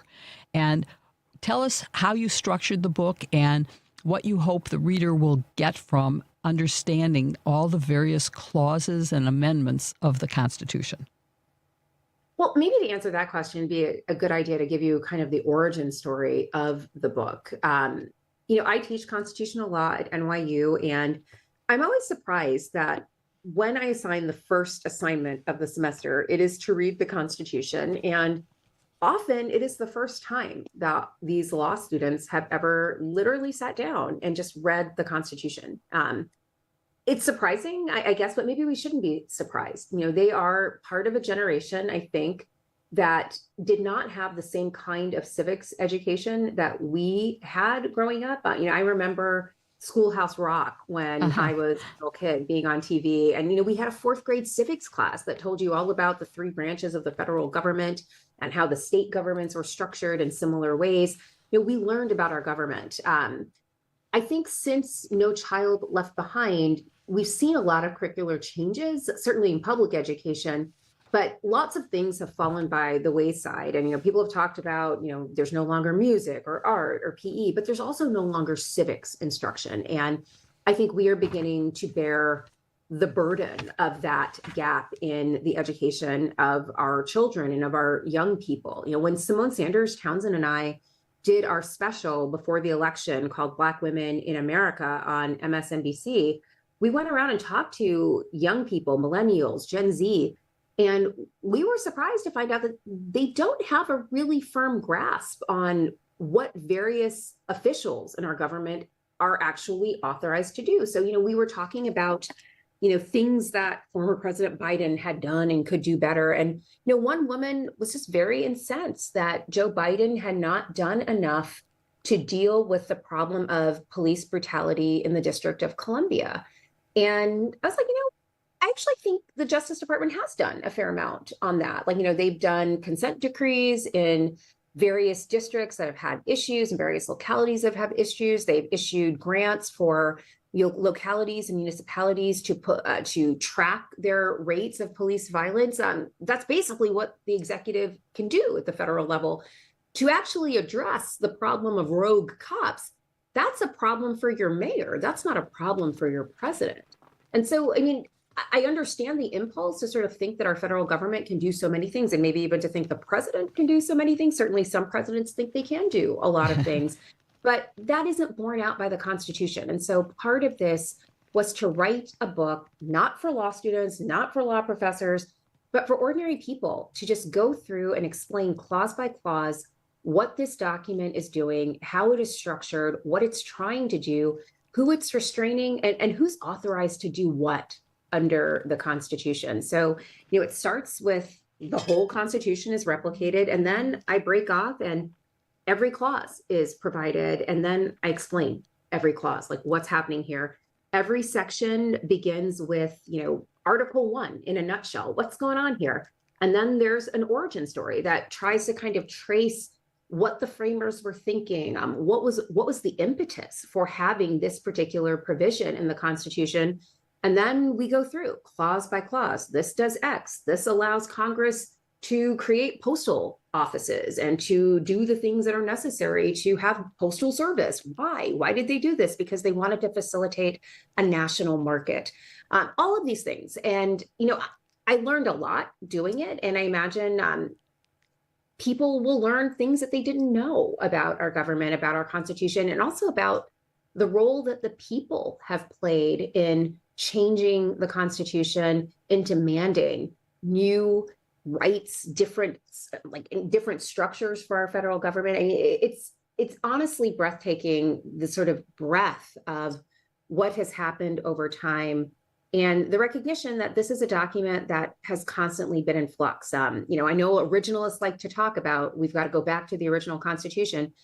The original Constitution happened, and then they immediately amended it, and we've been amending it ever since. And basically, this was a document that the framers understood needed to be adaptable, needed to be updated, and they tried to make that possible.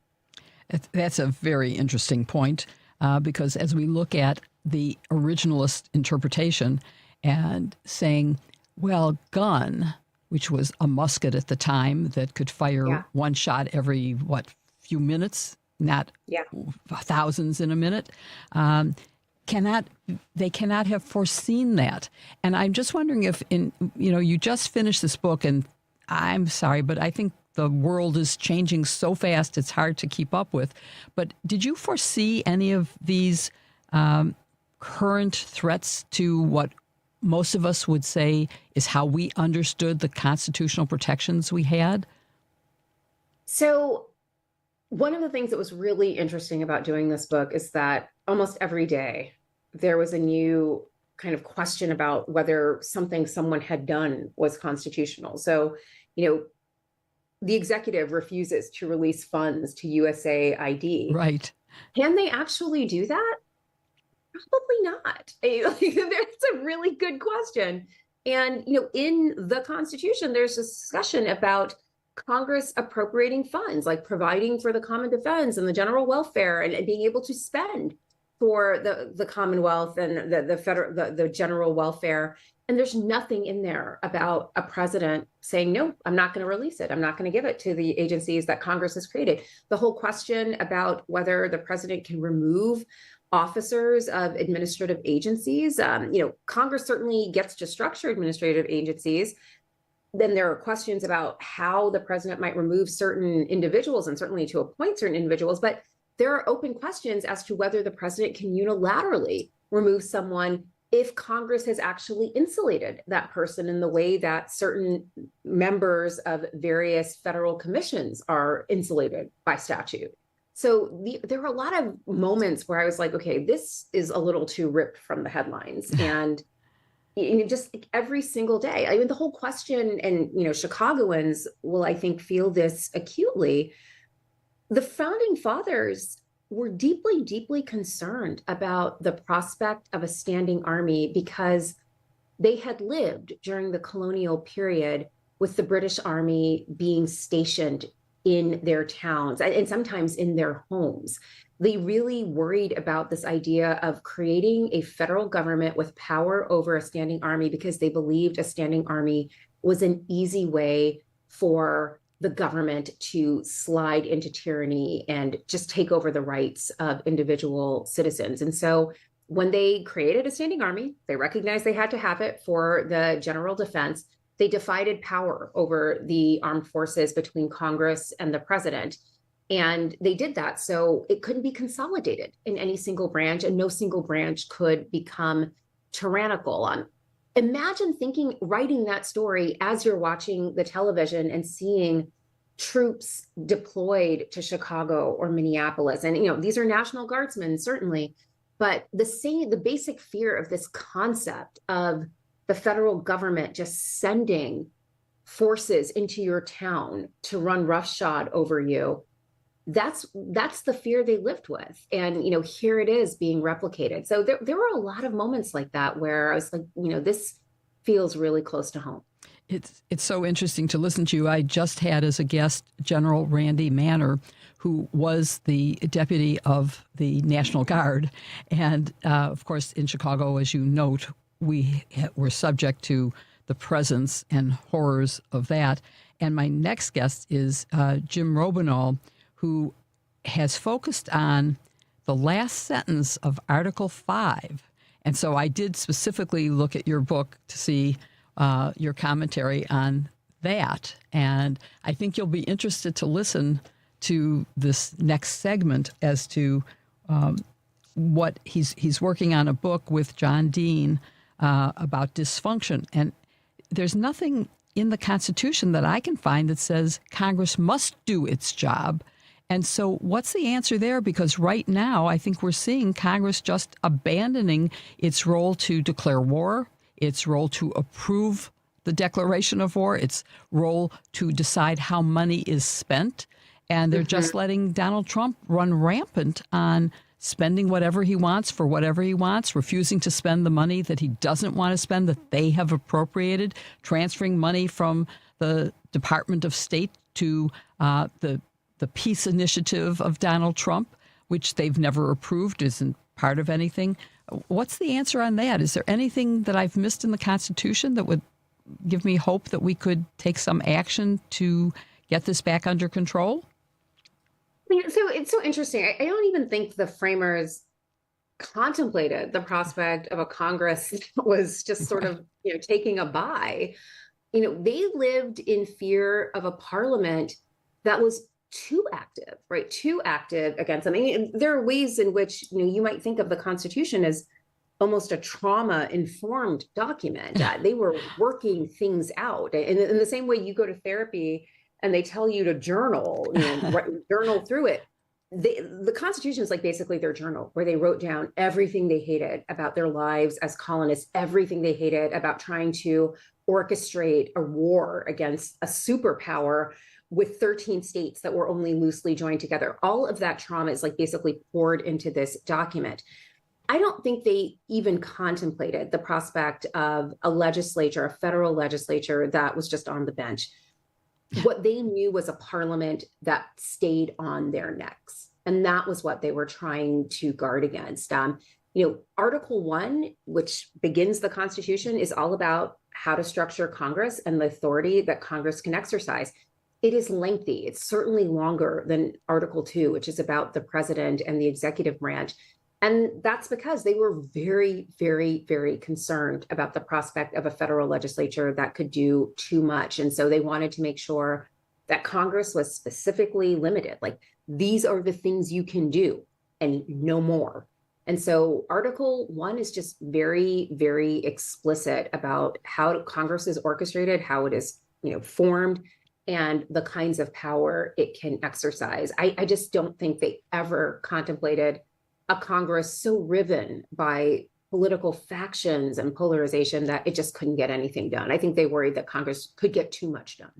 Exactly. They missed the creativity of what is happening with Project 2025 and the current administration, which is allowing the president to take powers that he never was granted by the Constitution.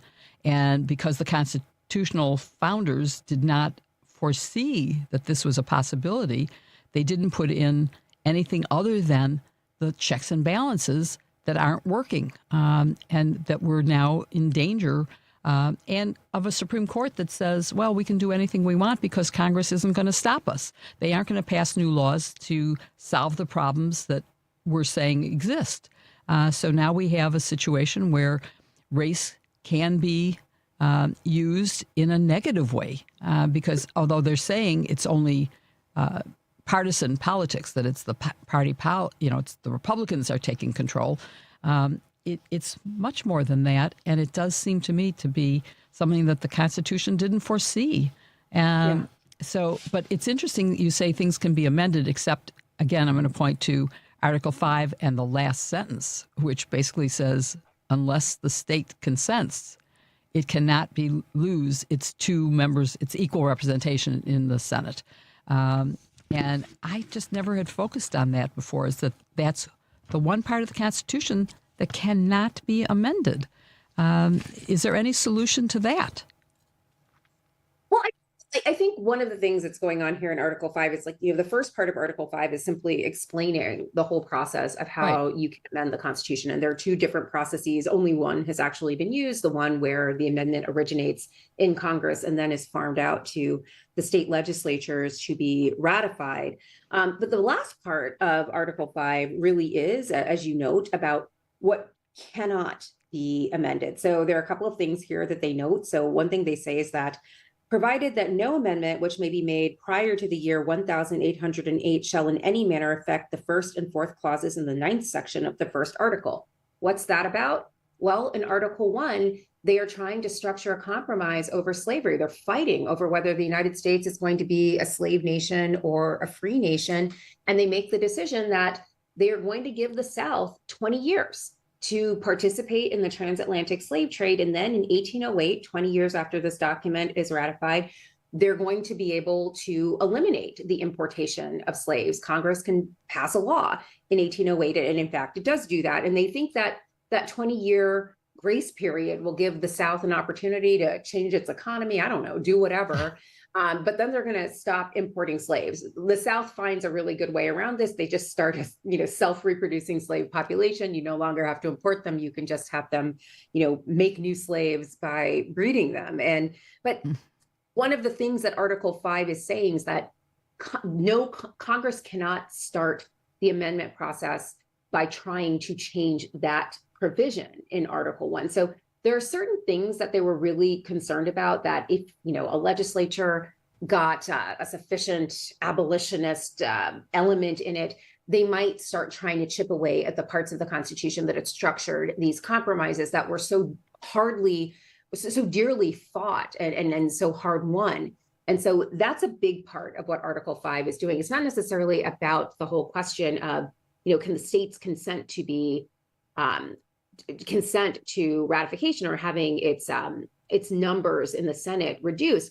They're trying to figure out how to maintain these very fragile compromises about slavery, which affect both representation in the House of Representatives, affects this whole question of the 1808 deadline for the importation of slaves, and affects other kinds of compromises that they've made about slavery. So that's what that part. Right, but there's still that second clause of the last sentence that says and that no state without its consent shall be deprived of its equal suffrage. And they're basically just saying we can't change the structure of the Senate. It always has to be two. And you'll have to stay tuned to listen to Jim Robenalt's take on that and what it means for our democracy. Thank you so much for joining us, everyone. Get Melissa's book and pay attention to her podcast, along with, of course, #Sisters-in-Law, because I have to put that in if I'm going to talk about yours. So thank you, Melissa, for joining us. It was a pleasure to talk to you, and great to see you in Chicago at the ACLU. Thanks so much for having me, Jill. And I am a big fan of Sisters-in-Law as well. Thank you. Bye-bye.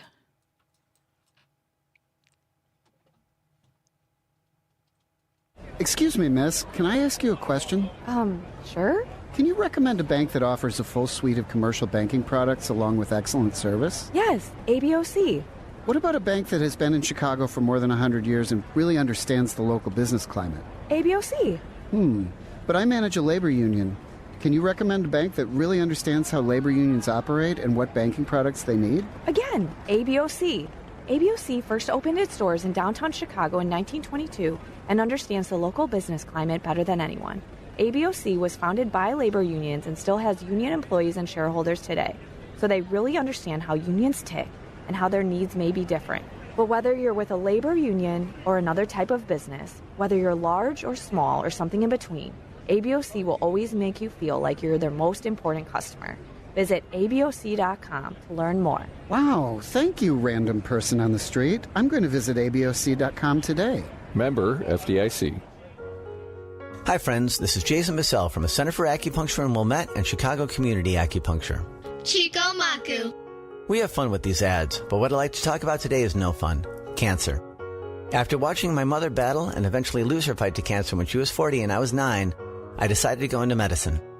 Acupuncture is very effective at helping people go through cancer treatments with less side effects and better outcomes.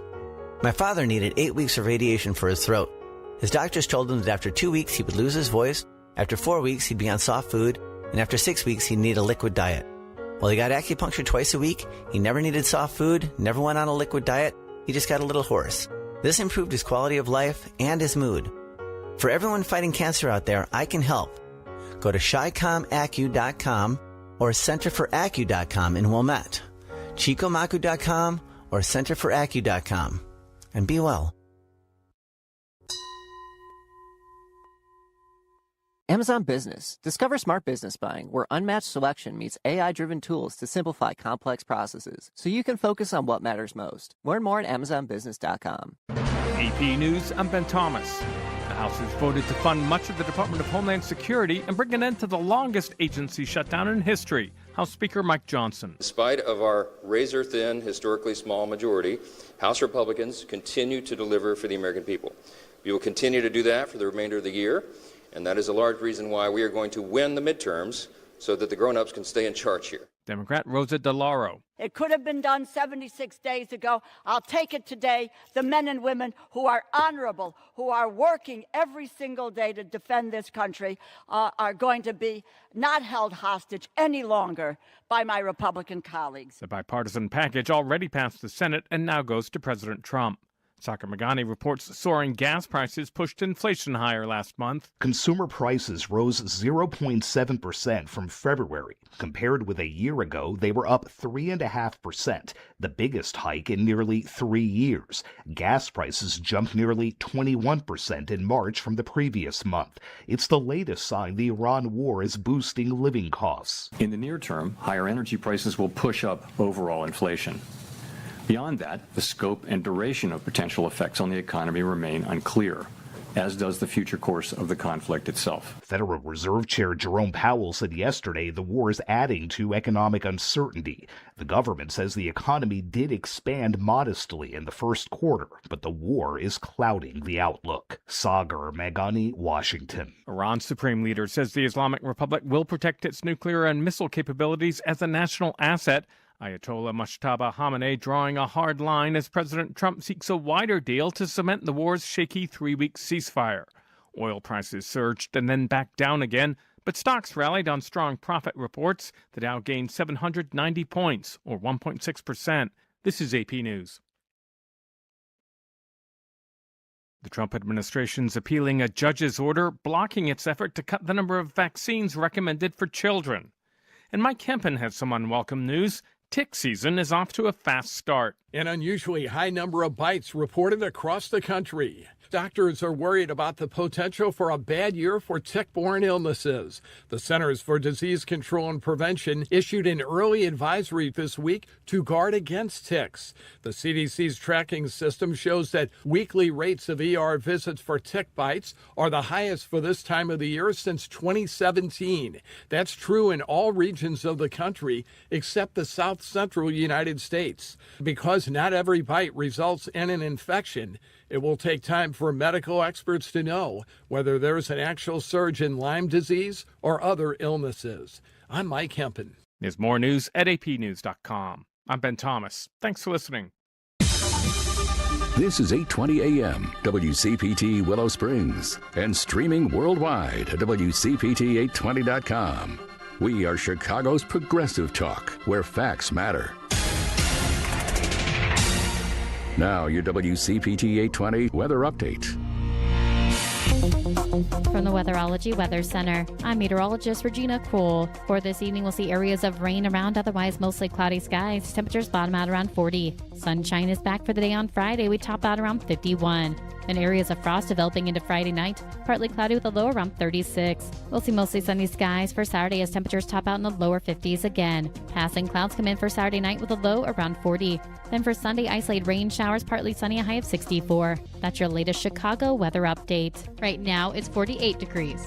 Alexa, play WCPT. WCPT from TuneIn. Joan Esposito, live, local, and progressive. Quite frankly, I get most of my news from you. Joan Esposito. Y'all ready for this? On WCPT 820. Welcome back to the Joan Esposito Show with me, Jill Wine-Banks, today, substituting for Joan. And I am about to welcome a fabulous guest, a friend of mine, Jim Robenalt, and I will introduce him in a second, but I wanted to remind you that Heartland Signal has a new free newsletter. Every week, Heartland Signal's head of research, Aaron Kleinman, delivers Radio Free America, highlighting stories that matter in state politics but aren't getting enough attention. Subscribe today at heartlandsignal.com/newsletters. You won't be sorry that you do. You will enjoy it for sure. And now I want to welcome James Robenalt, who is a well-known presidential historian. He appears frequently, you're going to be surprised at what I'm about to say, on Live Now on Fox for his expertise as a presidential historian. If you're surprised that I am relying on someone from Fox, don't be. I know Jim, and I know that he tells it like it is. He speaks the truth. He's also a prolific author, a Vanity Fair contributor, and a distinguished lawyer with the national law firm Thompson Hines. And he is a lecturer with John Dean on legal ethics and Watergate. They're currently working on a new book that I can't wait to discuss with him today. But before we get to the book, I have to ask him about something that happened yesterday, because I interviewed Jim last September on my YouTube show, Just the Facts, and one of our topics was the then new indictment against former FBI director and someone Trump perceives as an enemy just because Comey told him the truth about Russia. And it's odd that just yesterday, 7 months later, I have to ask him about a new indictment against Comey. The first case that alleged that Comey testified falsely was dismissed very quickly by a federal judge because it was brought by an improperly appointed U.S. attorney, Lindsay Halligan, who is now removed from office. The new indictment is for Comey's posting a photo on Instagram of some pebbles or seashells he saw on the seashore that were arranged to spell out 8637. The indictment claims that that was a threat to the president and adds a second count for transmitting it across state lines. Hey, Jim, welcome to the show. Hey, Jill, nice to talk to you. Great. And I can see you, but you can't see me, I guess. But anyway, welcome to the show. What do you think? Is this indictment more likely to survive pretrial motions than the last one was? No, I think it's a lot less likely. The last one had a lot of facts and twists and turns that you and I talked about. And, you know, I think ultimately that was going to fail. Fortunately, the judge just said this was improperly brought by a U.S. attorney who had not been properly appointed. So that got rid of the indictment. And Comey, in some ways, was disappointed that he didn't have a chance to show that it was just so weak. This one is particularly weak because it's literally Jim Comey saying that he came across some formation on a beach with the numbers in it, and that, you know, he posted it. He later took it down very quickly, but you know, that some people think that just means get rid of 47, the 47th president, and that it doesn't mean violence against the 47th president. So this one is particularly weak because when the indictment was brought, they didn't even allege what they need to allege under the Supreme Court decisions in the last number of years, especially one called Elonis. That case provided that it's not enough for somebody to post what somebody might perceive to be threats. The person posting it has to intend to threaten. They don't allege that in what they've alleged here. They just said that Comey posted something that contained a threat and that a reasonable person would feel it was a threat. That's defective on its face. I think this should be thrown out because it doesn't even have the allegation that Comey intended violence and intended to threaten the president in any way. So I think on that alone, it's going to be thrown out. It's also, as you know, that the timing is very suspect. They're going to use the last series of actions against Comey to show that this is just a string of actions that are really vindictive or selective prosecutions. And for that reason, this should be thrown out too, let alone get to the merits where how are they ever going to possibly prove that Jim Comey was meaning to say he wanted to threaten violence against the President of the United States? I'm not even sure they can show that a reasonable person would have interpreted this as a threat. So I think they lose on all grounds. But I have one other question that I actually don't know the answer to and don't have an opinion on, which is in addition to the violations that were charged for threatening and for transmitting it in interstate, they asked for forfeiture of property. And I'm trying to figure out what property. He took a picture of stones on the beach that I am sure washed away. What are they? What do you have any idea what this forfeiture is about? How is that a threat? I was scratching my head too. It's not a threat. It's a penalty for what he did. Some sort of forfeiture. But your question is right. What's he gonna? Are they gonna take his telephone or his cell phone away from him? Yeah, exactly. I mean, it's one thing if you rob a bank, you get the money in forfeiture. If you buy a car with it, you get the car.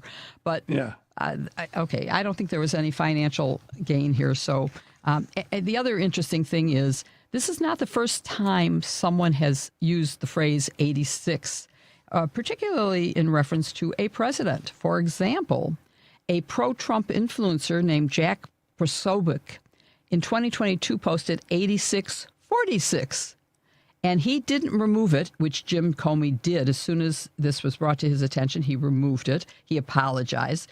This was a reference aimed at removing then President Joe Biden, but he didn't get indicted.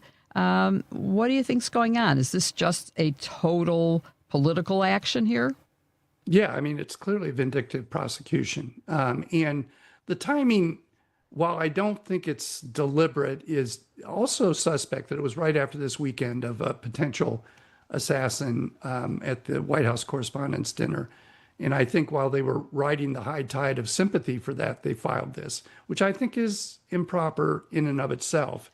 But, this goes not only to everything else we talk about with the Trump administration, but this goes to, the free speech that they are trying to quash. And over time, for example, one of the early cases for threats against the president was a Vietnam era time when somebody who was about to be drafted said, well, if he puts a rifle in my hand, the first thing I'm going to do is point it at LBJ.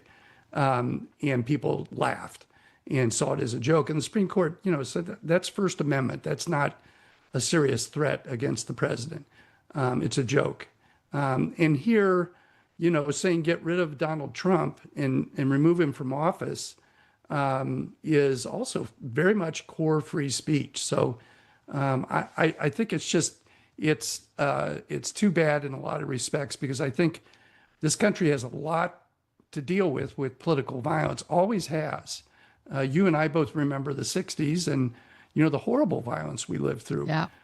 Political violence. And, it's sparking up again for various reasons, but it's not a time to take advantage of it and to try to tie it together to an event that was a terrible event and that nobody should say anything except that's a horrible event and it shouldn't happen in this country. Yeah. You mentioned the First Amendment and the threat thing. And you mentioned that it was really a joke, which I just have to throw in here, was the First Lady and the President are trying to get Jimmy Kimmel fired again because he made a joke about the age difference between them, and which he said was not a joke. And then the next day, when he was welcoming the King of England, he made a joke about his own age by saying, turning to Melania, "Oh, honey, my parents were married for over 60 years, and I'm sorry, we'll do okay, but we'll never make that number of years." So he made his own joke about his age, and I don't know. On the other hand, he wants Jimmy Kimmel fired. So I want the president fired for having made a joke about his age. But okay, let's move on to your book, which I don't think has a title yet, does it? Or does it have a title? How should I refer to it? Just refer to it as a potential book. We do have a title. We have a working title. I don't want to give away too much in this, but I do want to talk about the subject matter. So, we do have a killer title. It's pretty good. I knew you would. And it's interesting, Jill, you and I talked about the title for your book, The Watergate Girl. And how's that going to be viewed and so forth? I thought it was a pretty good title, but John Dean tells me that he's written now 13 books, that he doesn't start a book until he has the title and the subtitle, and he goes from there. So we've had the title for a little while. Great. Okay. Well, yeah, when my editor first suggested that we call it The Watergate Girl, I went, with my name as the author, is a book going to have the word girl on it? Yeah. And my editor said, what captures the era better than that? And I have to say, I have fully embraced that title, because we women lawyers were called girls back then. And people would say it to my face of, well, we can't give you a trial against the organized crime mafia because you're a girl and you'd be more vulnerable than the other lawyers. Okay, so what didn't you notice about me when you hired me as a trial attorney for organized crime cases?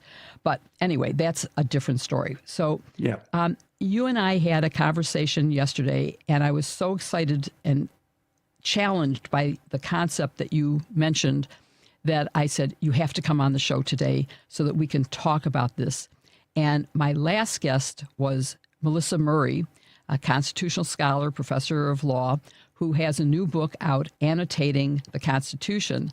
And I challenged her about the last clause of Article 5, because that's part of what we discussed. I mean, your main concept basically is that Congress worked in the Watergate era. It was bipartisan. Impeachment was possible. Not only possible, it happened. And then the president resigned rather than be convicted, because he knew he would be convicted. And so you're raising the issue of, why did it work then and why is it not working now? And so share with our listeners the basic theory of why you think government and Congress isn't working now. Yeah, I think this is fascinating. It goes back to the fact that I, over the last year, have been getting a lot of requests from international journalists. One of the biggest Japanese newspapers had a long interview with me.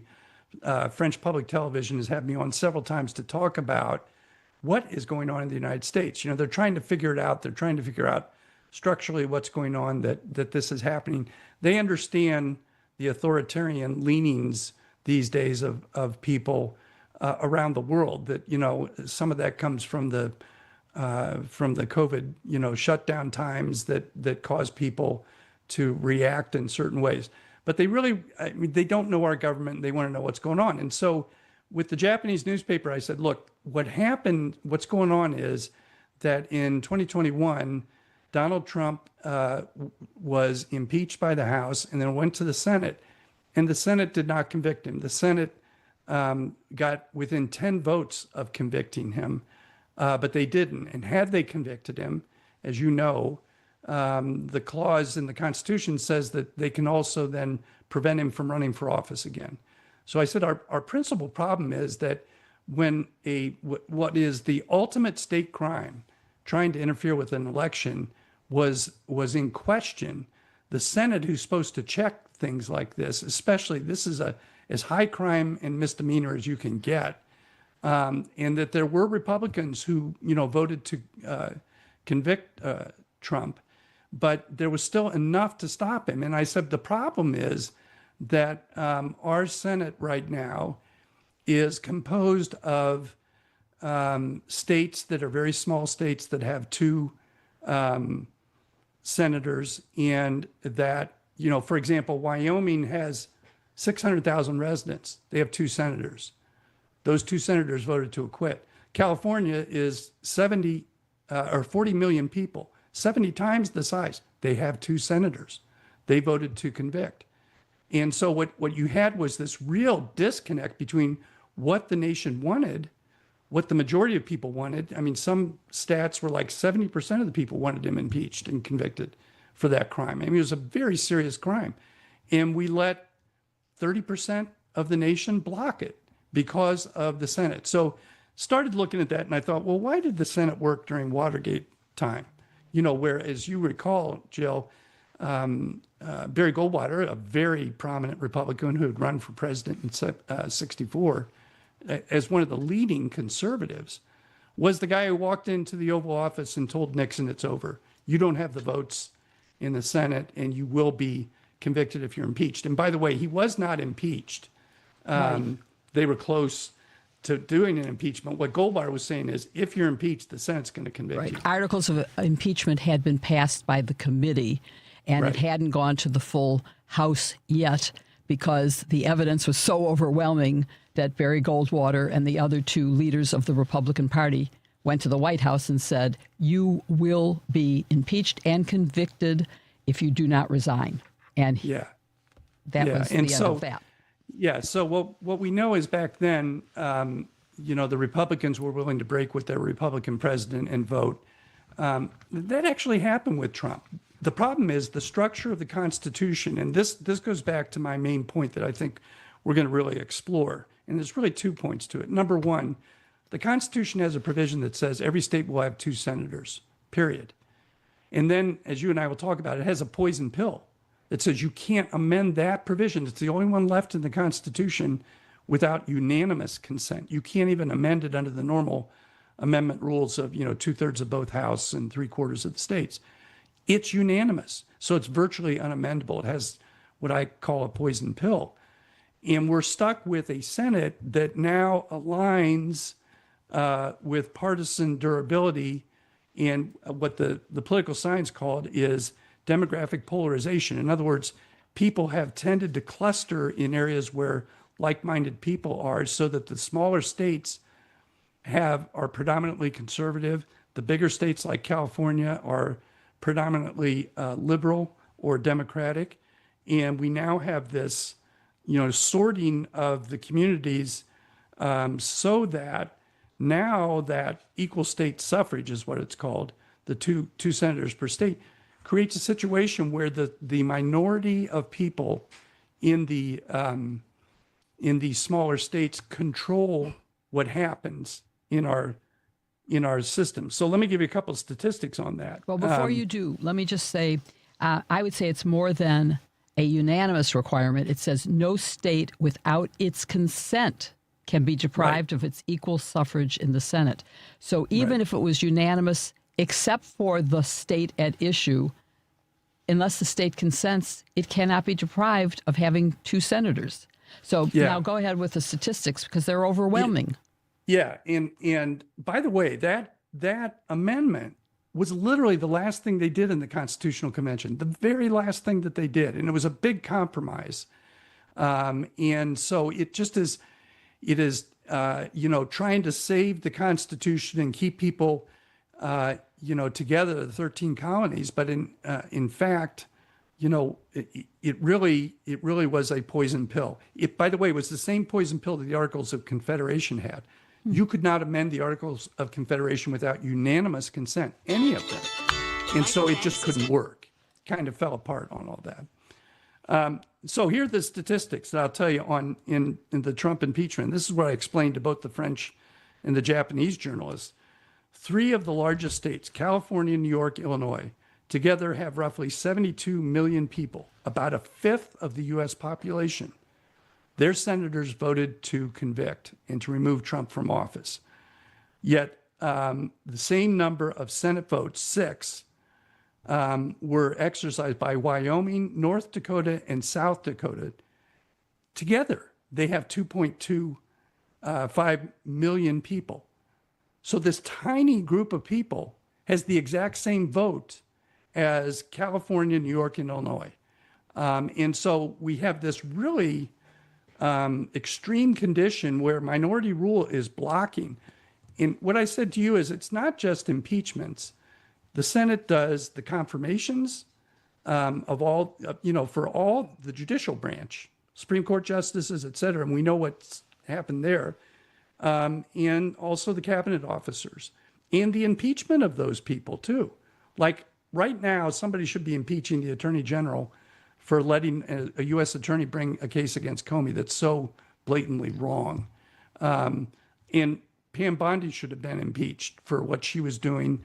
And Kristi Noem should have been impeached for, killing people in Minnesota.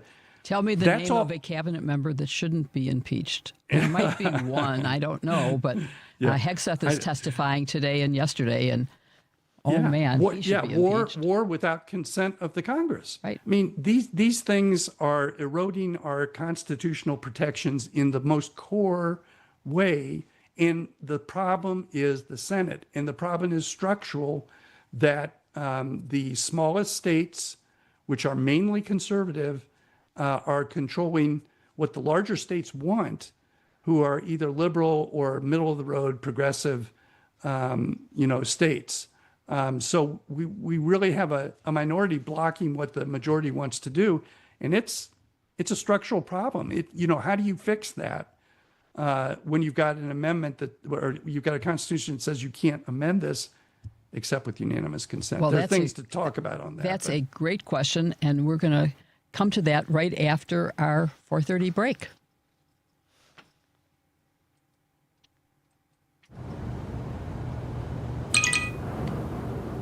That's the sound of the ComEd Energy Efficiency Program, saving you money and energy. With rebates on Energy Star appliances, so you can come back to a home full of savings. Discover more ways to save at ComEd.com/home savings. ComEd, powering lives. In 1776, we defied a corrupt king, and the America we love was born from that defiance. Now it's time to do it again. America is in crisis, but patriots across the country are standing up to save her for ourselves and our posterity. Show your support with the No King's lapel pin, a 1-inch by 1-inch standard American flag lapel pin embedded with our No King symbol. So much better than that tacky red hat. It's a subtle but powerful way to say you've had enough of wannabe dictators and you're doing something about it. Every day, keep our movement going by wearing this pin that clearly says what freedom-loving Americans are thinking. There are no kings in America, and there never will be. Go to store.politicalvoicesnetwork.com. That's store.politicalvoicesnetwork.com. Get your No Kings lapel pin now.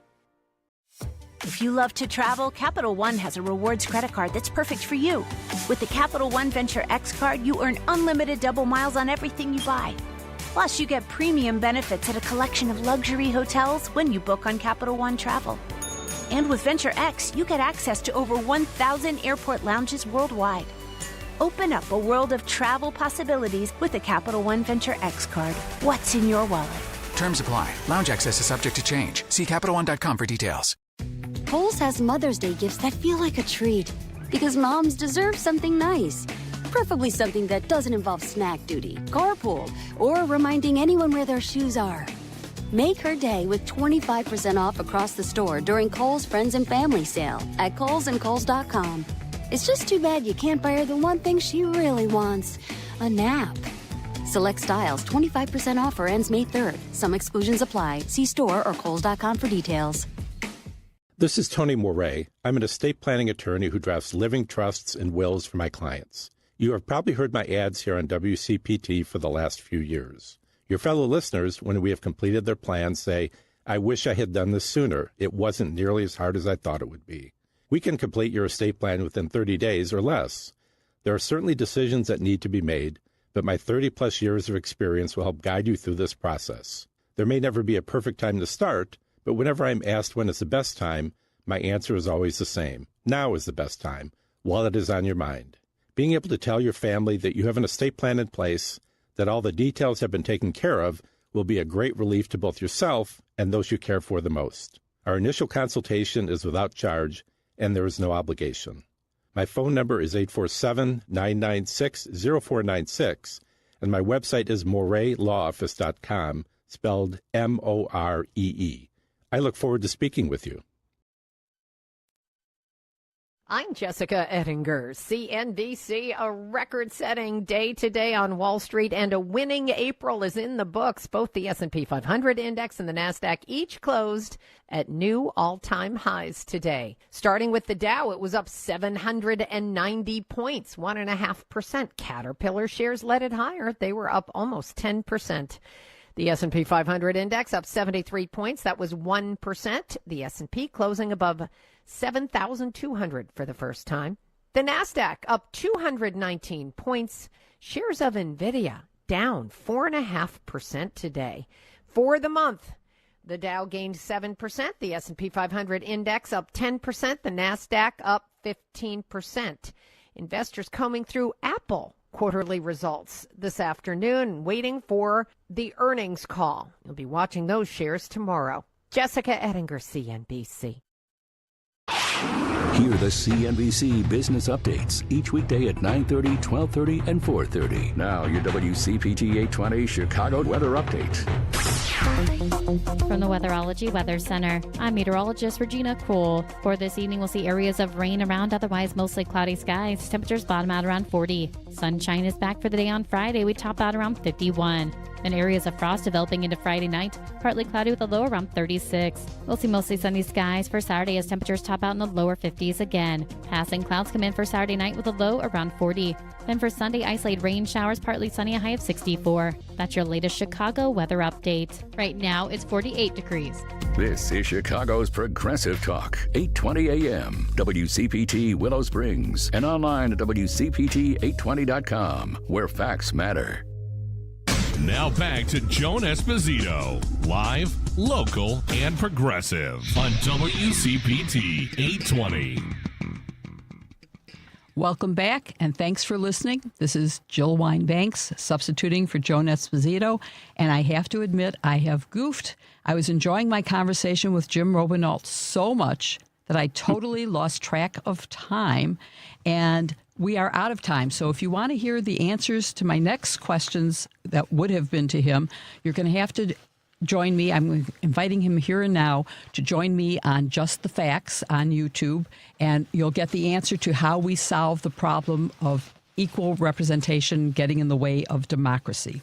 Because right now I have another great guest, Susan Sher, another friend who is the former chief of staff to First Lady Michelle Obama. And she was a previous guest on Just the Facts, by the way, about the destruction of the East Wing. And she is now with the Obama Foundation. The Obama Center is about to open. I am thrilled about it. I've seen it. I got an early tour.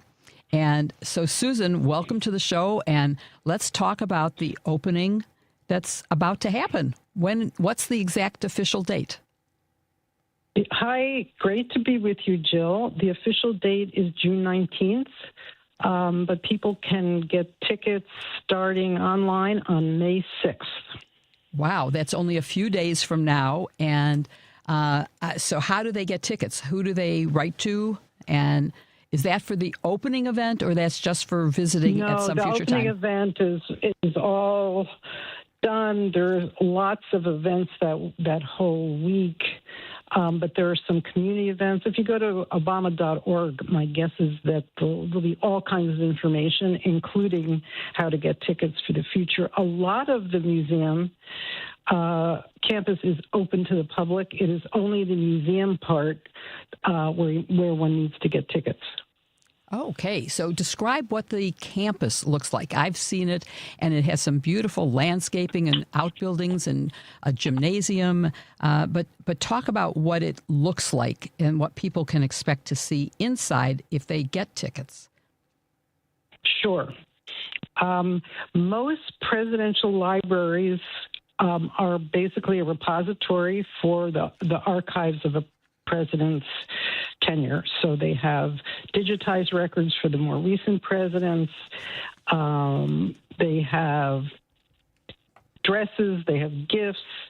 But President Obama had a different idea, and he wanted to make a very alive campus because he wants to inspire people to feel connected to each other, to appreciate democracy, to feel hope. So there's a whole museum campus. The museum part of it tells the story of really starting with our nation's beginning, the founding of the United States, all through social movements, the civil rights movement in the 60s, and then the Obama story from his birth in Hawaii to coming to Chicago, meeting and marrying Michelle Obama, and then life in the White House. Like every presidential library, it does have the replica, life-size replica of the Oval Office. It will have Mrs. Obama's gowns, but it will also be very inspirational. It will talk about what ordinary people do, often extraordinary things, how they helped the Obamas get to where they are, what life was like in the White House, the People's House, how they opened it to arts and culture and to community groups. And then on the very top is what's called the Sky Room, which has panoramic views of the city and the lake, and it's just going to be beautiful. And then next door is what's called the Forum, and it's a community and civic space. And it will have what's called the Elie Wiesel Auditorium, which will have a variety of activities. One of the things that the Obamas did was they decided not to have donors' names on things, but donors could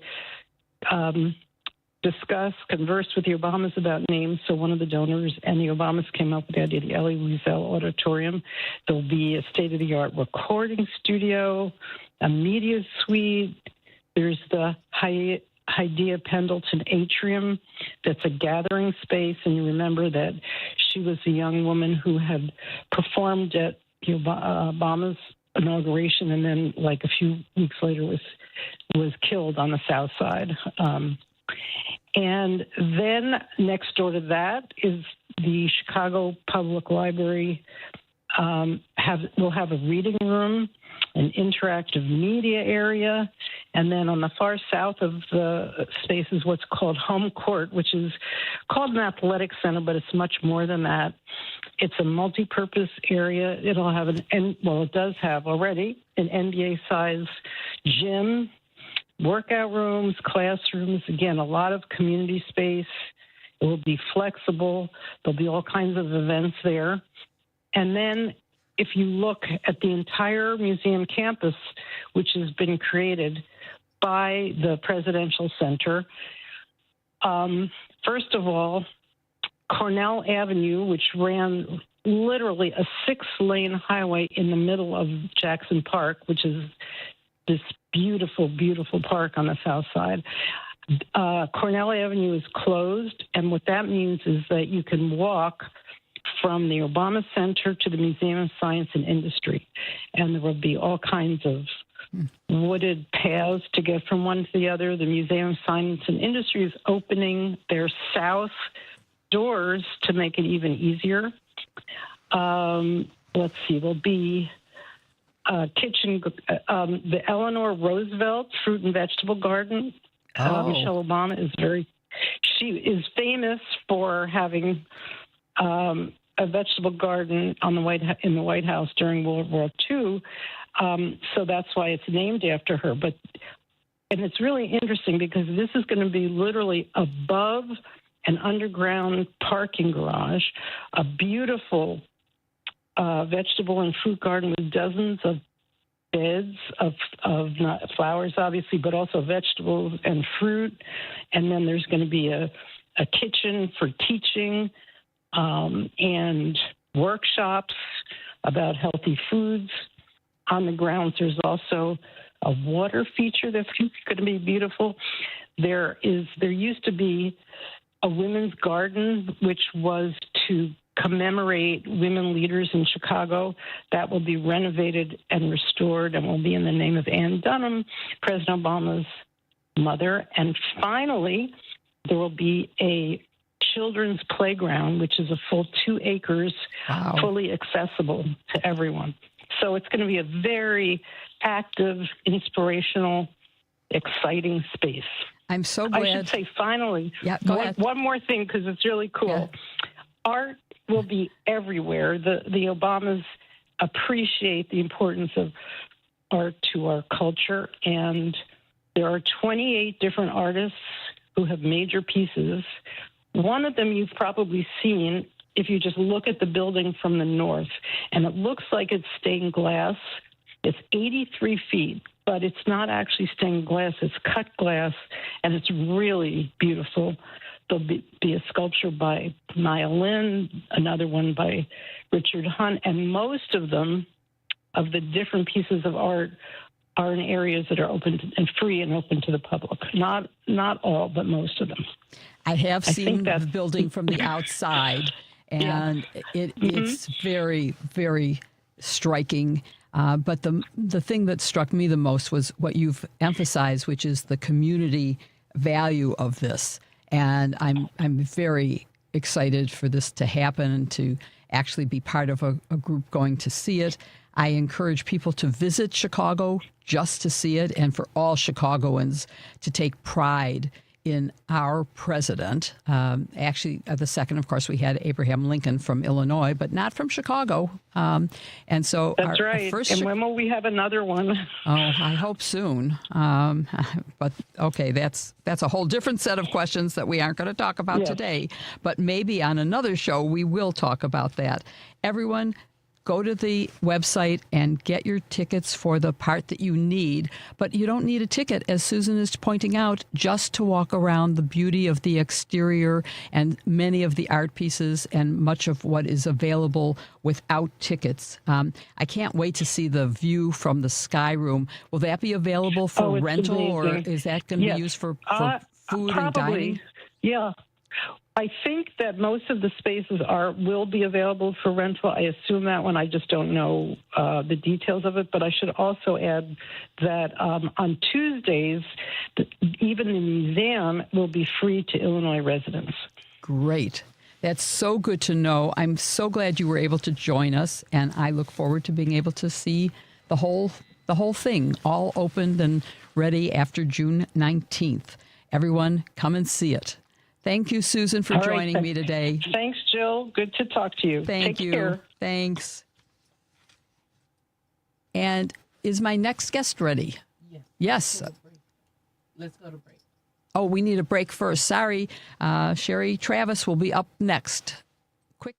Spring is here and summer heat is right around the corner. Is your home ready to stay cool and energy efficient? At Green Attic, they help Chicagoland homeowners prepare their homes for rising temperatures. With over 15 years of experience and more than 1,000 five-star reviews, Green Attic is a trusted expert in attic insulation, blow-in cellulose, spray foam, crawl space encapsulation, mold remediation, and solar attic fan installation. When the sun heats up your attic, that trapped heat can force your air conditioner to work overtime. Proper insulation and ventilation helps keep your home cooler and lowers your energy bills. Green Attic also offers full-service roofing through Green Attic Roofing, including asphalt shingles, flat roofs, Da Vinci, Brava, Cedar, Tesla solar roof, and solar panels options, all backed by the industry's 10-year labor warranty. Spring is the perfect time to fix insulation problems and aging roofs before the summer heat and storm season arrive. Schedule your free insulation consultation today at greenattic.com or get an instant roofing estimate at greenatticroofing.com. Green Attic, healthy home, happy family.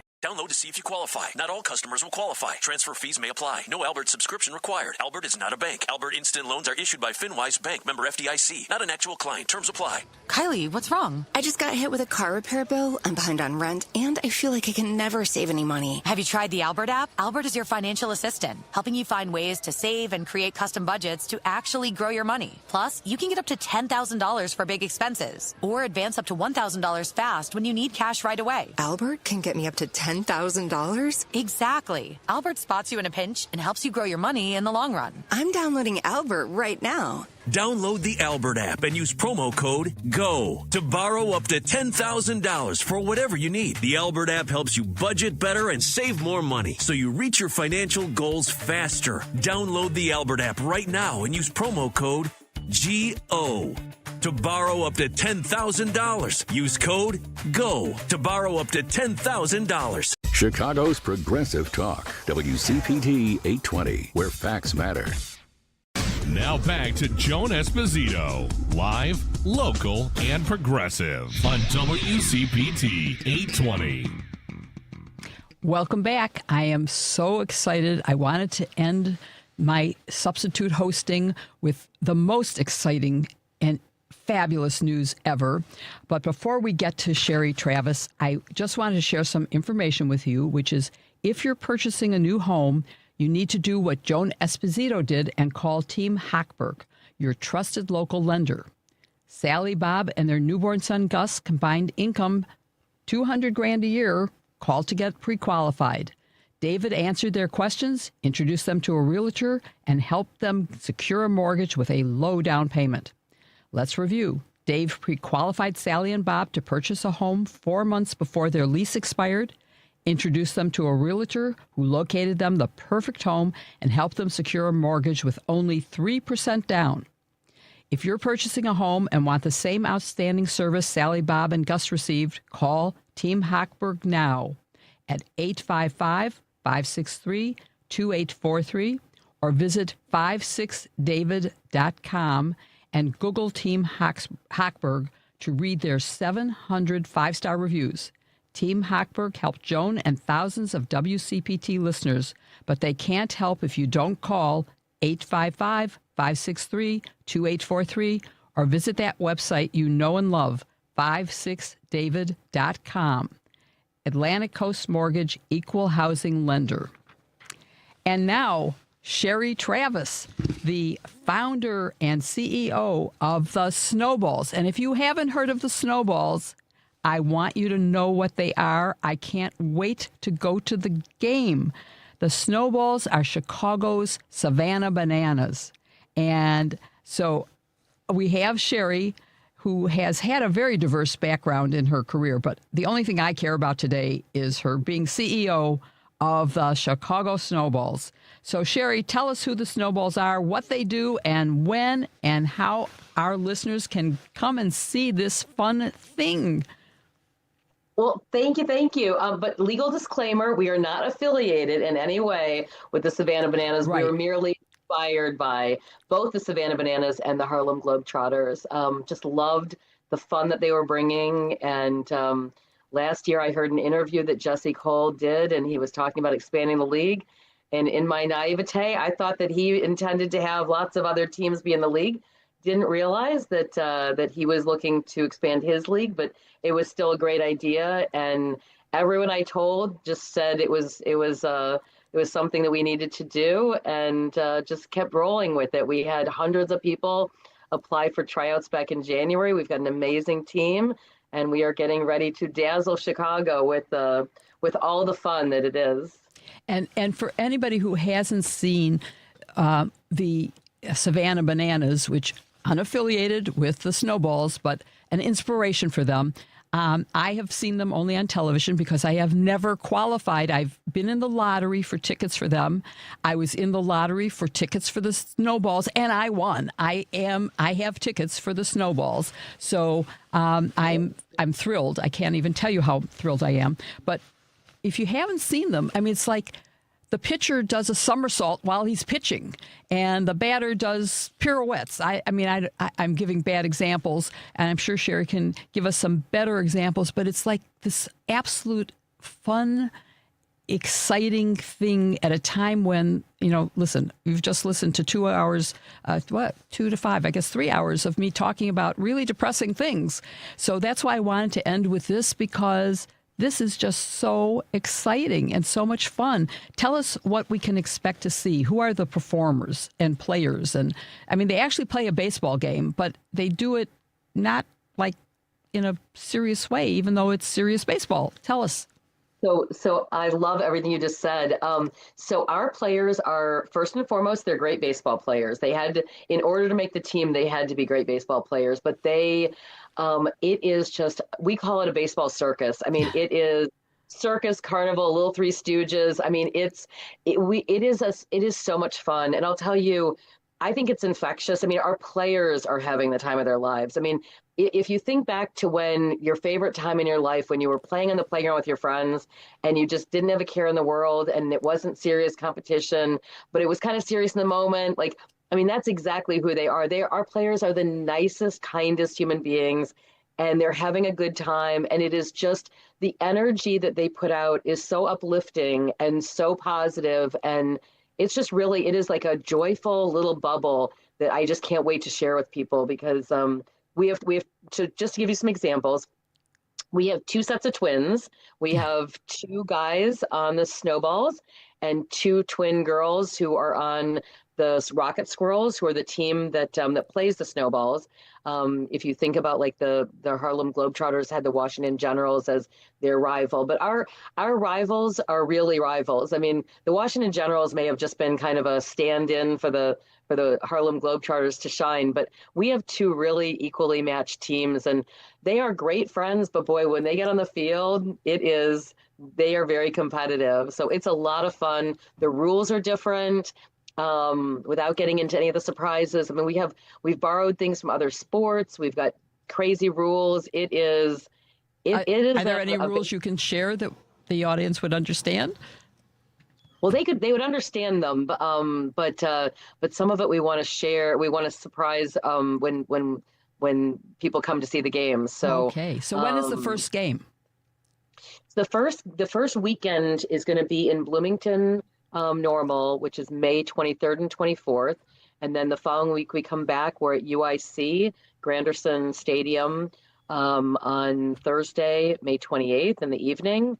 And then Friday, May 29th, we're at Wintrust in Schaumburg.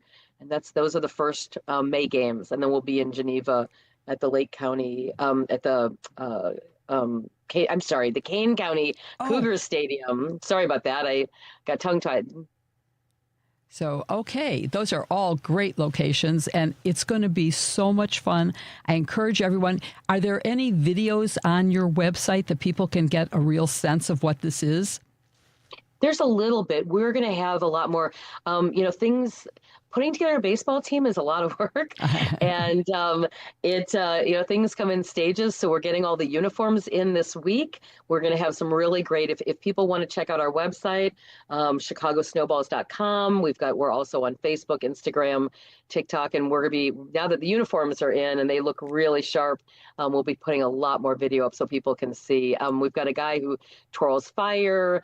Like I said, we have the twins who, the women, the female players who literally will bat like one of them on the other one's shoulders. I mean, it is a lot of silliness, and so it's good fun. Sometimes the umpires have a dance off. I mean, you just don't know what's going to happen. If there's a dispute, that's how we settle things. Oh gosh, I can't tell you how excited. I guess when I read about the lottery for your tickets, I posted something online so that everybody else would know about it. And you actually reached out to me, and I was so excited that I knew the person who had done this. And just if we could end with what sort of motivated you to do this? I mean, a lot of people say, oh gosh, I wish Chicago had the equivalent of the Savannah Bananas. But who goes and so I'm going to create it. What motivated you, and where did you get the funding and all that? Well, so we'll back up just for a minute. And so a number of years ago, I saw Natalie Martinez from Channel 5 News had done a story about a coach on the south side of Chicago who was doing some really great work. And I reached out to her because I knew her, and I said, hey, how do we help him? He's players that were going down to Florida for a tournament.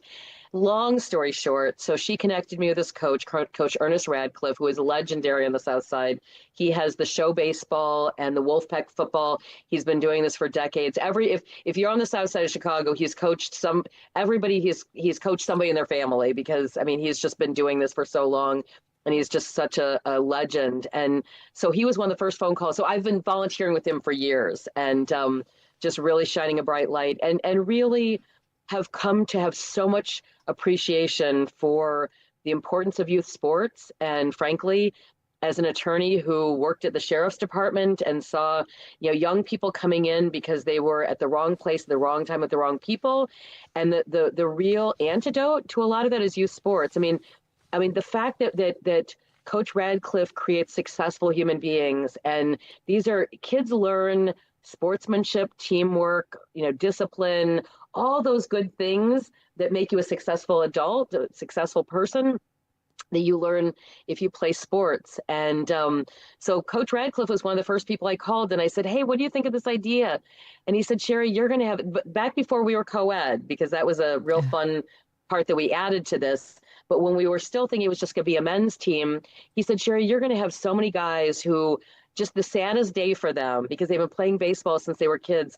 And the idea of being able to put the uniform back on and play baseball, that's just going to, you're going to have hundreds of people who are going to want to step up. And so, when I was kicking this around with people, everyone said, well, that's a great idea. So just kept going, and it just kept exploding. And we have truly the nicest players. I mean, it is a joy to see them, having so much fun. And I just, like I said, I can't wait to share this incredibly magical experience with all of Chicago, because there is just something to just see people coming together and having a good time and having laughs. It's the antidote to what is going on in the world, which is pretty turbulent right now. Wow, that's the perfect ending to this show, because it is the perfect antidote to the bad news. So everyone, go online, find out how to get tickets, and go and support the Chicago Snowballs.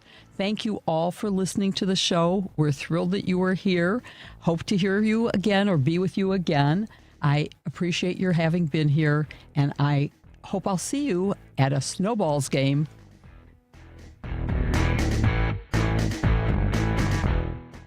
Kohl's has Mother's Day gifts that feel like a treat, because moms deserve something nice. Preferably something that doesn't involve snack duty, carpool, or reminding anyone where their shoes are. Make her day